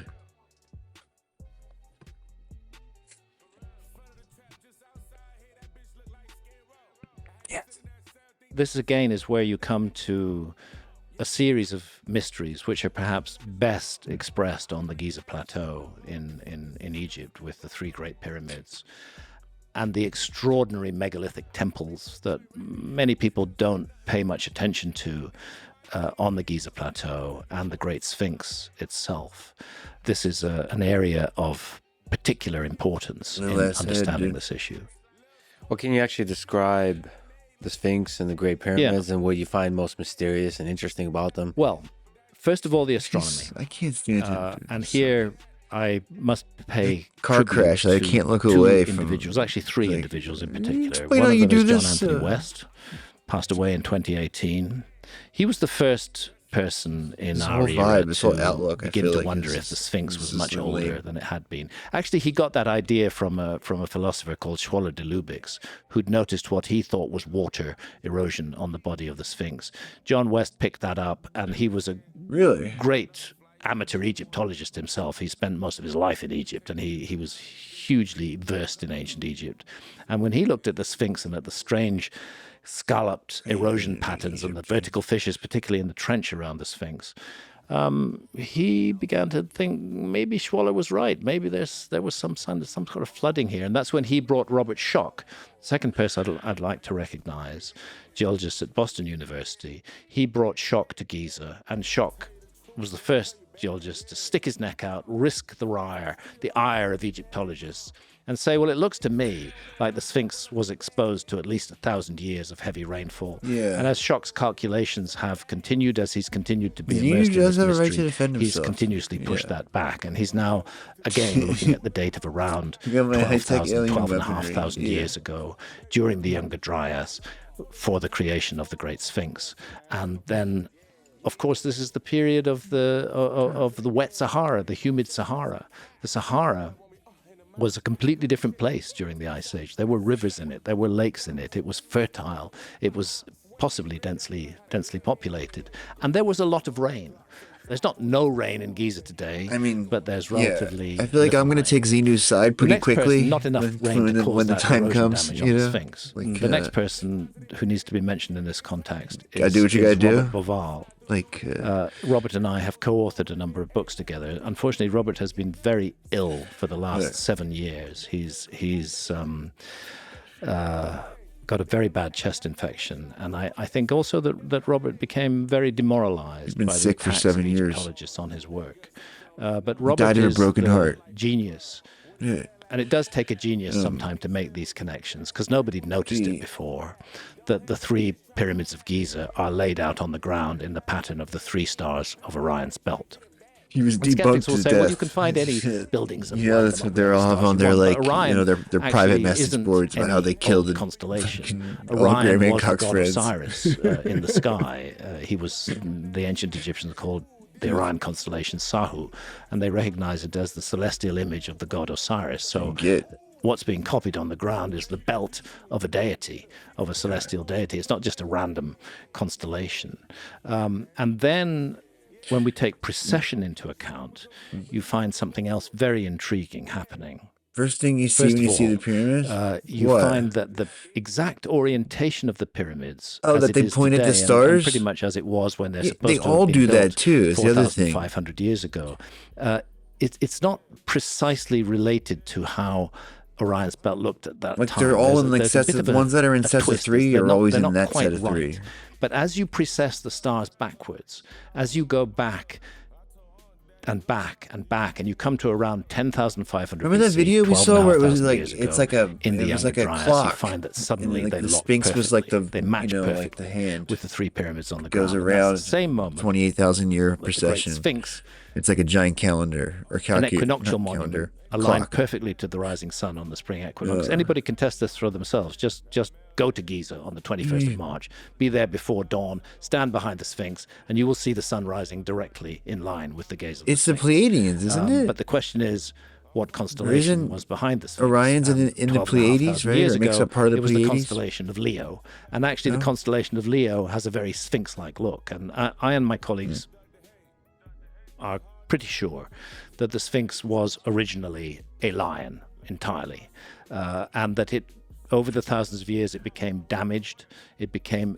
eroded, particularly the part of it that sticks out, the head.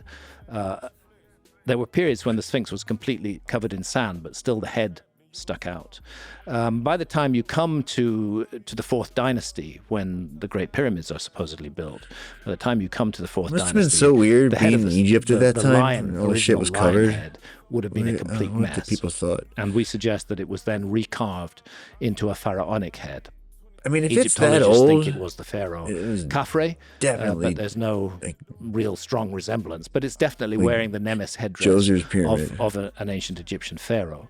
And we think that that's a result of a recarving of what was originally not only a lion-bodied, but also a lion-headed monument. It wouldn't make sense if you create an equinoctial marker. Do you think those pharaoh in the time hats of Khafre, are like 4,500 years somehow ago, a nod to the and aliens? The Sphinx is an equinoctial marker. I mean, it's 270 feet long and 70 feet high, and it's looking directly at the rising sun on the equinox. If you create it then, you would be better. You'd be more likely to create it in the shape of a bull, because that was the age of Taurus, when the constellation of Taurus housed the sun on the spring equinox. So why is it a lion? And again, we think that's because of that observation of the skies and putting on the ground, as above, so below, putting on the ground an image of the sky at a particular time. Now, the fact that the Giza I wonder Plateau, if there's like a... It's a fact, of course, that Egyptologists completely dispute. I mean, I wonder, okay, all right, if it's a clock, if it's a 28,000 year clock, right? Like the Sphinx slowly turns throughout the night sky, pointing at, the fucking whatever.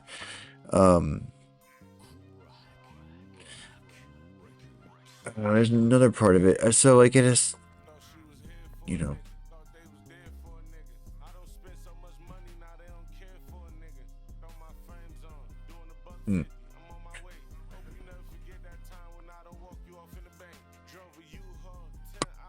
But the fact that the principal monuments of the Giza Plateau, the three Great Pyramids and the Great Sphinx, all lock astronomically on the date of around 10,500 BC, to me is most unlikely to be an accident. And actually, if you look at computer software in the sky at that time, you'll see that the Milky Way is very prominent and seems to be mirrored on the ground by the River Nile. I suggest that may be one of the reasons amongst many why Giza was chosen as the site for this very special place. So the point I want to make is that an astronomical design on the ground which memorializes a very ancient date does not have to have been done 12,500 years ago. If from the ancient Egyptian point of view, you're there 4,500 years ago, and there's a time 8,000 years before that, which is very, very, very important to you, you could use astronomical language and megalithic architecture to memorialize that date. 8,000 years in the past, which is what we think we're looking at, except for one thing, and that's the erosion patterns on the Sphinx. The Pleiades are on the back of the bull that Orion points at. Does date back to 12,500 years ago, and with it, the megalithic temples, the so-called Valley Temple, which stands just to the east and just to the south. Yeah, those temples are so big. And the Sphinx Temple, which stands directly in front of the Sphinx. The Sphinx Temple has largely been destroyed, but the Valley Temple, attributed to Khafre on no good grounds whatsoever, is a huge megalithic construction with blocks of limestone that weigh up to 100 tons each. And yet it has been remodeled, refaced with granite. There are granite blocks that are placed on top of the core limestone blocks. And those core limestone blocks were already eroded when the granite blocks were put there. Why? Because the granite blocks have actually been purposefully and deliberately cut to fit into the erosion marks on the, we believe, much older megalithic blocks there. So interesting. I think Giza is a very complicated site. Did you know that? I didn't know that. I would never seek to divorce the dynastic ancient Egyptians from the Great Pyramids. They were closely involved in the construction of the Great Pyramids as we see them today. But what I do suggest is that there were very low platforms on the Giza Plateau that are much older, and that when we look at the three Great Pyramids, we're looking at a renovation and a restoration and a enhancement of much older structures that had existed on the Giza Plateau for a much longer period before that. Actually, the Great Pyramid is built around a natural hill.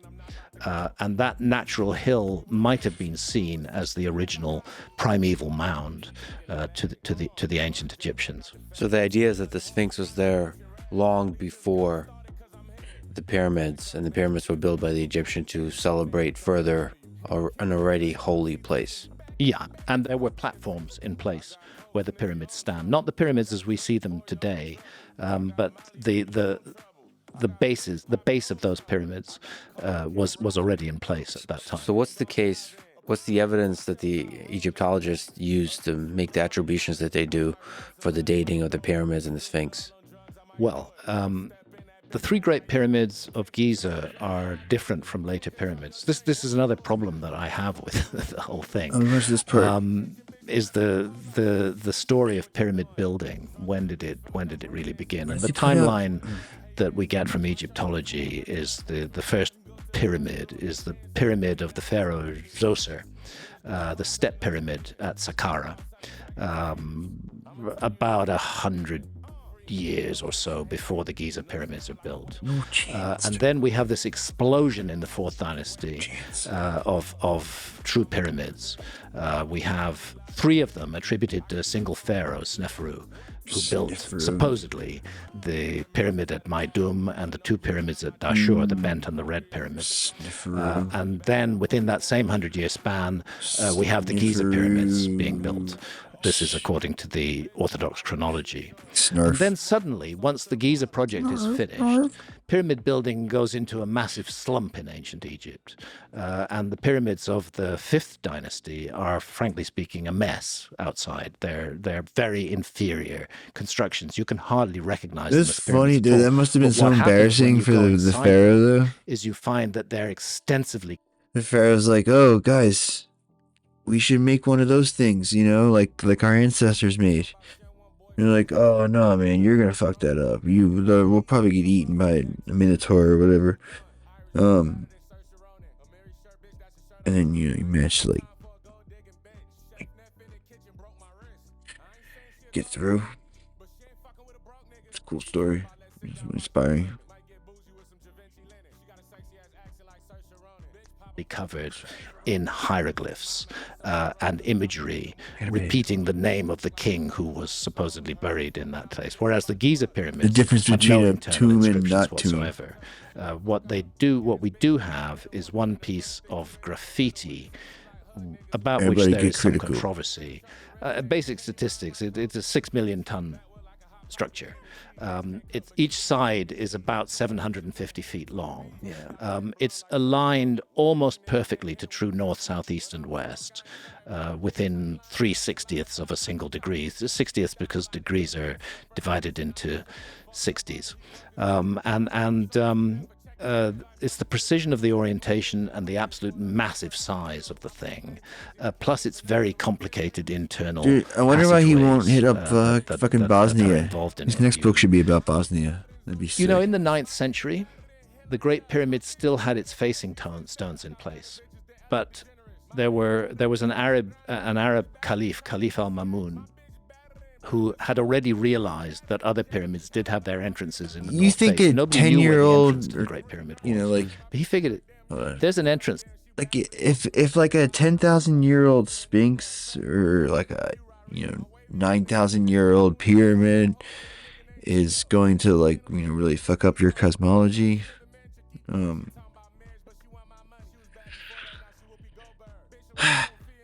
Tell you.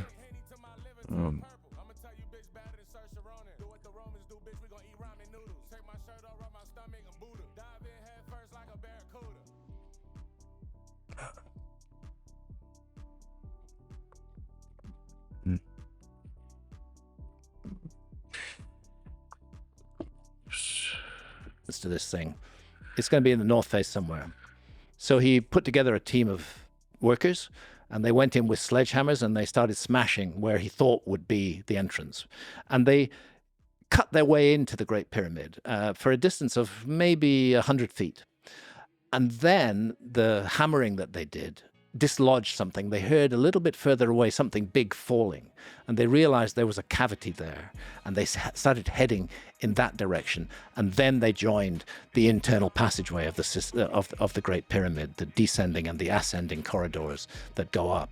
When you go up the ascending corridor, every one of the internal passageways in the Great Pyramid that people can walk in slopes at an angle of 26 degrees. That's interesting because the angle of slope of the exterior of the Great Pyramid is 52 degrees.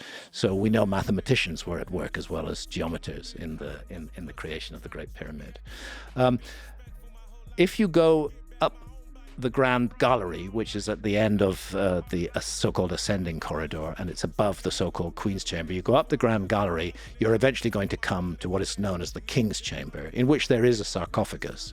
And that sarcophagus is a little bit too big to have been got in through the narrow entrance passageway. It's almost as though the so-called King's Chamber was built around the sarcophagus already in place. Above the King's Chamber are 5 other chambers. These are known as relieving chambers. The theory was that they were built to relieve the pressure on the King's Chamber of the weight of the monument. But I think what makes that theory dubious is the fact that even lower down, where more weight was involved, you have the Queen's Chamber, and there are no such relieving chambers above that. In the top of these 5 chambers, a British adventurer and vandal called Howard Vyse, who dynamited his way into those chambers in the first place, allegedly found, well, he claims he found the graffiti, a piece of graffiti left by a work gang naming the pharaoh Khufu. And it's true, I've been in that chamber, and there is the cartouche of Khufu there, quite recognizable. But the dispute around it is whether that is a genuine piece of graffiti dating from the Old Kingdom, or whether Howard Vyse actually put it there himself because he was in desperate need of money at the time.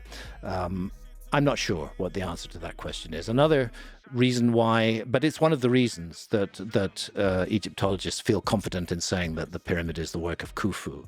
Another is what is called the Wadi al-Jarf papyri, where on the Red Sea, a diary, the diary of an individual called Merer, was found, and he talks about bringing highly polished limestone to the Great Pyramid. And it's clear that what he's talking about is the facing stones of the Great Pyramid. He's not talking about the body of the Great Pyramid. He's talking about the facing stones of the Great Pyramid during the reign of Khufu. So that's another reason why the Great Pyramid is attributed to Khufu. But I think that Khufu was undoubtedly involved in the Great Pyramid, and in a big way. But I think he was building upon and elaborating a much older structure. And I think the heart of that structure is the subterranean chamber, which is 100 feet vertically beneath the base of the Great Pyramid. Anybody who suffers from claustrophobia will not enjoy being down there. You got to go down a 26-degree sloping corridor until a distance of about 300 feet. It's 100 feet vertically, but the slope means you're going to walk a distance of about, not walk, you're going to ape walk. You're almost going to have to crawl. I've learned from long experience that the best way to go down these corridors is actually backwards. If you go forward, you keep bumping your head on them because they're only 3 feet 5 inches high. You get down to the bottom, you have a short horizontal passage, and then you get into the subterranean chamber. The theory of Egyptology is that this was supposed to be the burial place of Khufu. But after cutting out that 300-foot-long, 26-degree sloping passage, a lot of which passes through bedrock, and having cut the subterranean chamber out of bedrock, gone to all that trouble, they decided they wouldn't bury him there, and they built what's now known as the Queen's Chamber as his burial chamber. But then they decided that wouldn't do either, so they then built the King's Chamber, and that's where the pharaoh is supposed to have been buried. Those Arab raiders under Caliph Mamun didn't find anything in the Great Pyramid at all. So your idea is that the Sphinx and maybe some aspects of the pyramid were much earlier, yes. And why that's important is, in that case, it would be evidence of some transfer of technology. Yes. From a much older civilization. The idea is that during the Younger Dryas, most of that civilization was either destroyed or damaged, and they desperately scattered across the globe. Seeking refuge. And telling stories of maybe, one, the importance of the stars. Mm-hmm. their knowledge about the stars, Yeah. and their knowledge about building and knowledge about navigation. Mm-hmm. That's roughly the idea. So it's interesting that the ancient Egyptians have a notion of an epoch that they call Zeptepi, which is the first time. It means the first time. This is when the gods walked the earth. This is when 7 sages brought wisdom to ancient Egypt. And that is seen as the origin of ancient Egyptian civilization. There are king lists by the ancient Egyptians themselves. There are king lists that go back way beyond the first dynasty, go back 30,000 years into the past in ancient Egypt, considered to be entirely mythical by Egyptologists, but nevertheless it's interesting that there's that reference to remote time. Now, what you also have in Egypt are what might almost be described as secret societies. The followers of Horus are one of those, specifically tasked with bringing forward the knowledge from the first time into later periods. The souls of Pe and Neken are another one of these mysterious secret society groups who are possessors of knowledge that they transmit to the future. Most dangerous, what I'm broadly suggesting is that those survivors of the Younger Dryas cataclysm who settled in Giza may have been relatively small in number. It's interesting that they are referred to in the Edfu building text as 7 sages, because that repeats again and again. It's also in Mesopotamia. Yeah, but they like talking about 7 sages, well, 7 Apkallu, who come out of the waters of the Persian. It's kind of a chicken and egg thing, right? There's all these ancient stories about 7 this and 7 that. A lot of people I think said it was about the 7 sisters or something, maybe. The stars, but there's some problems with that. That doesn't quite fit either, because they weren't all visible at the right time periods or whatever, something like that. The time periods where they were visible at was like so far in the past. I mean, again, it's like a lot of these questions is like they don't really have good answers for them, and they just move on, talk about something else, and they try to like reinforce the rest of their case that they do have it. They do have some sort of evidence for, and they just like hope you forget that stuff. But that's not really it, because people just remember the shit that they didn't have answers for.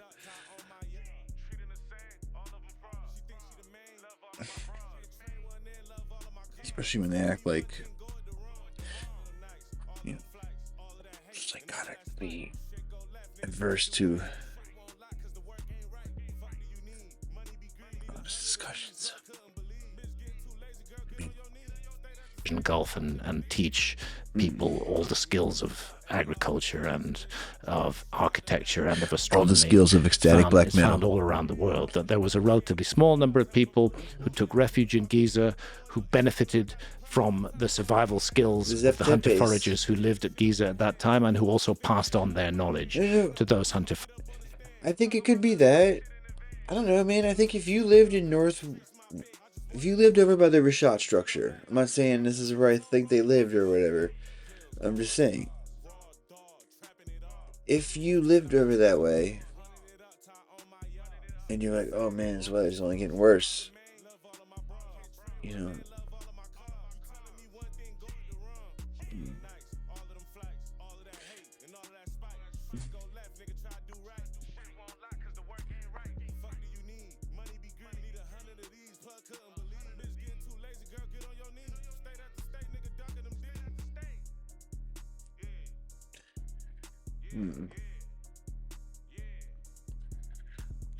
foragers, but it was not knowledge that was ready to be put into shape at that time. And that knowledge was then preserved and kept and handled within very secretive groups that passed it down over thousands of years. And finally it bursts into full form in the 4th dynasty in ancient Egypt. And the notion that knowledge might be transferred over thousands of years shouldn't be absurd. We know, for example, in the case of ancient Israel, it goes back to the time of Abraham, which is pretty much, I think, around 2000 BC, and knowledge has been preserved from that time right up to the present day. So if you can preserve knowledge for 4,000 years, you can probably preserve it for 8.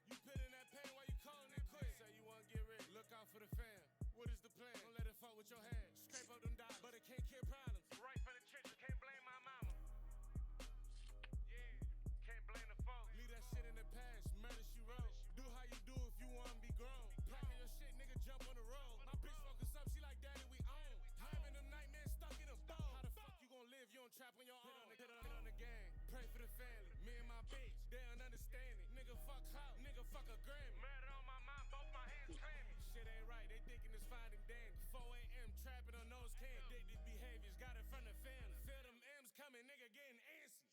Stuck on my thoughts, think about the future. Late cold nights, shit get crucial. Straight out the trench, how the fuck is we bougie? State to state trapping, how the fuck is we lose? Only way to get through it, keep getting booted. They won't judge me, act like they love me. I ask for advice and I mean that I trust you. Move how you move, then it's gonna be fuck. You don't stick to the plan, and what I expect, heart keep pounding, it's all in my chest. Ducking and hating, he ducking the rest. Born in this shit, that little nigga vet. Ain't think young boy see 30. Knowing I got it, don't fake like you earned it. You put in that trust and watch him do you dirty. Keep something on him, that'll flip excursion. Yeah.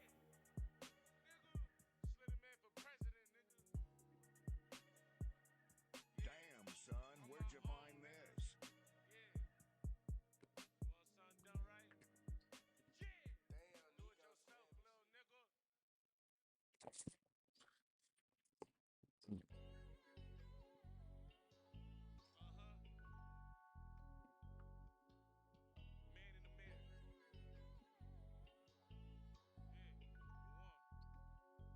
Who I trust, the man in the mirror. Yeah. Yeah. Yeah. Oh, yeah! Yeah. Yeah. Damn, Nico slamming shit. Back on the wall, who do I trust? We ain't worried about them, don't talk about us. Think shit cool till a bitch pop up. Block get mopped up, plug got us fucked up. Missing my babies, trying to get paid. Mind going crazy, niggas stuck in his ways. I'm the one run it up, get the fuck out my face. They talk about love and they want you to pay. Shit get rough, they disappear. Who really here? The hate be clear. Only one I can trust is the man in the mirror. I'm stuck in this bitch like the man of the year. Body keep hurting, stomach keep turning. Having nightmares, throwing up in the morning. Sweating it out, trying to figure it out. They scratching the wall from the inside out. Am I the only one? I walk in this bitch like the chosen one. Standing on business, ain't folding up. Get the fuck out with that, I owe you one. I ain't gotta keep chatting, they know what's up. My bruh, the road chin holding up. Up the glide and catch a hole in one. Bag up, hit the Henny and roll me one. I pray to myself for forgiveness. Still in the trench, how I'm living. Nigga keep chatting like he with it. Somebody standing on business. Keep shit to yourself if you grind with no help. Little dirty ass nigga drop 5 on the belt. Little grimy ass nigga gonna slide for itself. And you pull up yourself, you gonna die by yourself. Where'd you find this? That bullshit. I'm taking off where I left off. Anything I went through kept my head strong. 10 toes down, back on the wall. Going through shit, nigga dealing with trust. Tell you quick to shut the fuck up. Nigga never experienced where I'm from. New breed trapper, they know how I'm coming. Back on the wall, who do I trust? We ain't worried about them, don't talk about us. Think shit cool till a bitch pop up. Block get mopped up, plug got us fucked up. Missing my babies, trying to get paid. Mind going crazy, niggas stuck in his ways. I'm the one run it up, get the fuck out my face. They talk about love and they want you to pay. Shit get rough, they disappear. Who really here? The hate be clear. Only one I can trust is the man in the mirror. I'm stuck in this bitch like the man of the year. Body keep hurting, stomach keep turning. Having nightmares, throwing up in the morning. Sweating it out, trying to figure it out. They scratching the wall from the inside out. I walk in this bitch like the chosen one. Get the fuck out with that, I owe you one. My bruh, the road chin holding up. Up the glide and catch a hole in one. Bag up, hit the Henny and roll me one.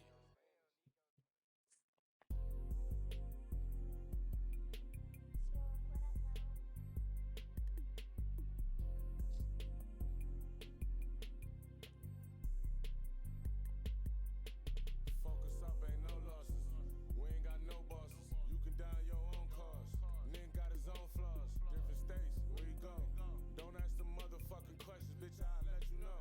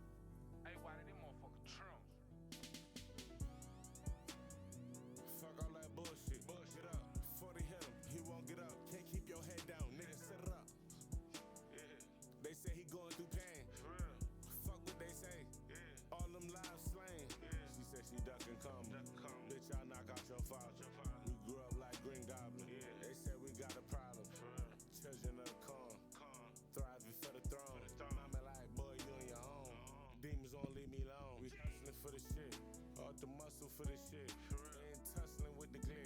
Can't do nothing for a bitch. Can't sleep, he focus out. It's the first of the month. Ain't do shit for they family. Nigga, gon' shut the fuck up.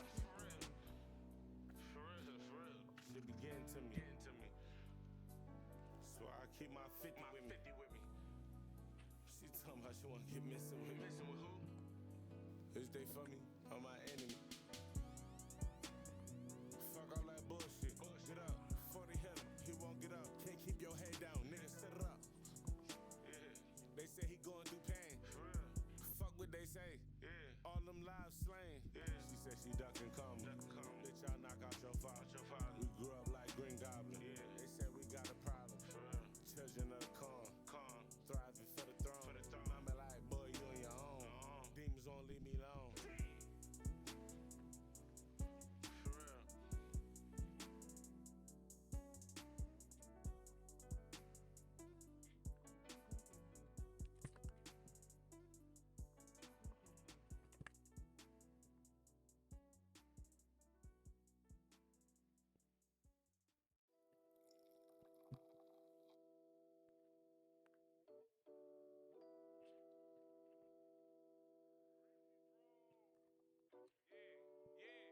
It's a long line for it, bitch, gotta wait their turn.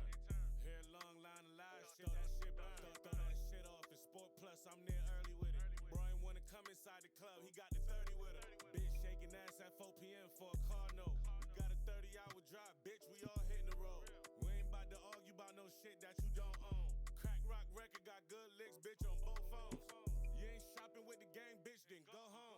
Ops down bad with no motion, ain't got no hoes. Dirty nigga, hit a lick for 30, ain't buy no clothes. Clean nigga, throw my mirrors on with my white ones. Mama know I'm going through some shit, show I'm bringing up. Auntie dope now, spill some shit, man. Oh man.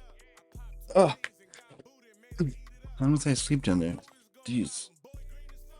Alright. I'm gonna take off. Sleepy.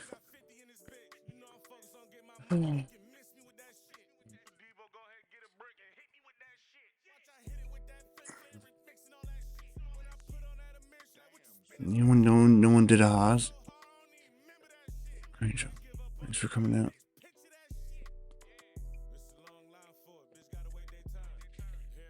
Be back tomorrow. Theoretically.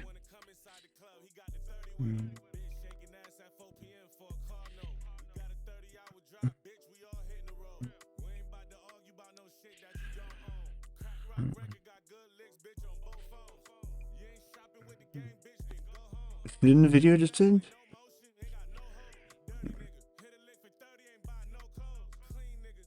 I'm a mongoloid. Yeah, In my heart, I'm a that shit's mongoloid. so loud, it wakes me up every time. Yeah. I shouldn't have told you that, but good job. We'll see you in a little bit. Let's go fucking Kairos. What's he watching? Looks like he might be doing like a new metal thing, maybe. Looks kind of new metal-y.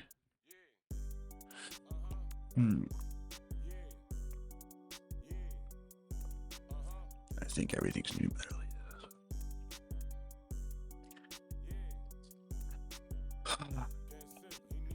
Shit, I just don't want to fall asleep again. My funny bone when I got up. It was really refreshing. Like whatever that was, a couple minutes. I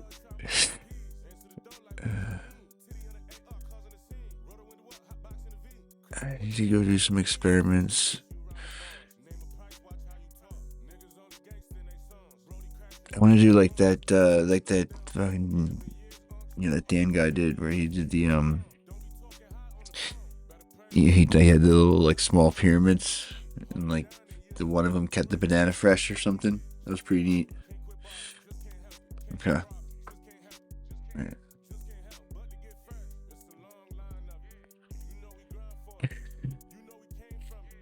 I'm gonna do one of those, but like badass. I mean, I thought yesterday was Disclosure Day. Do double Disclosure Day. 2 Disclosure Days. Yeah, double. Twice as much. Twice as much.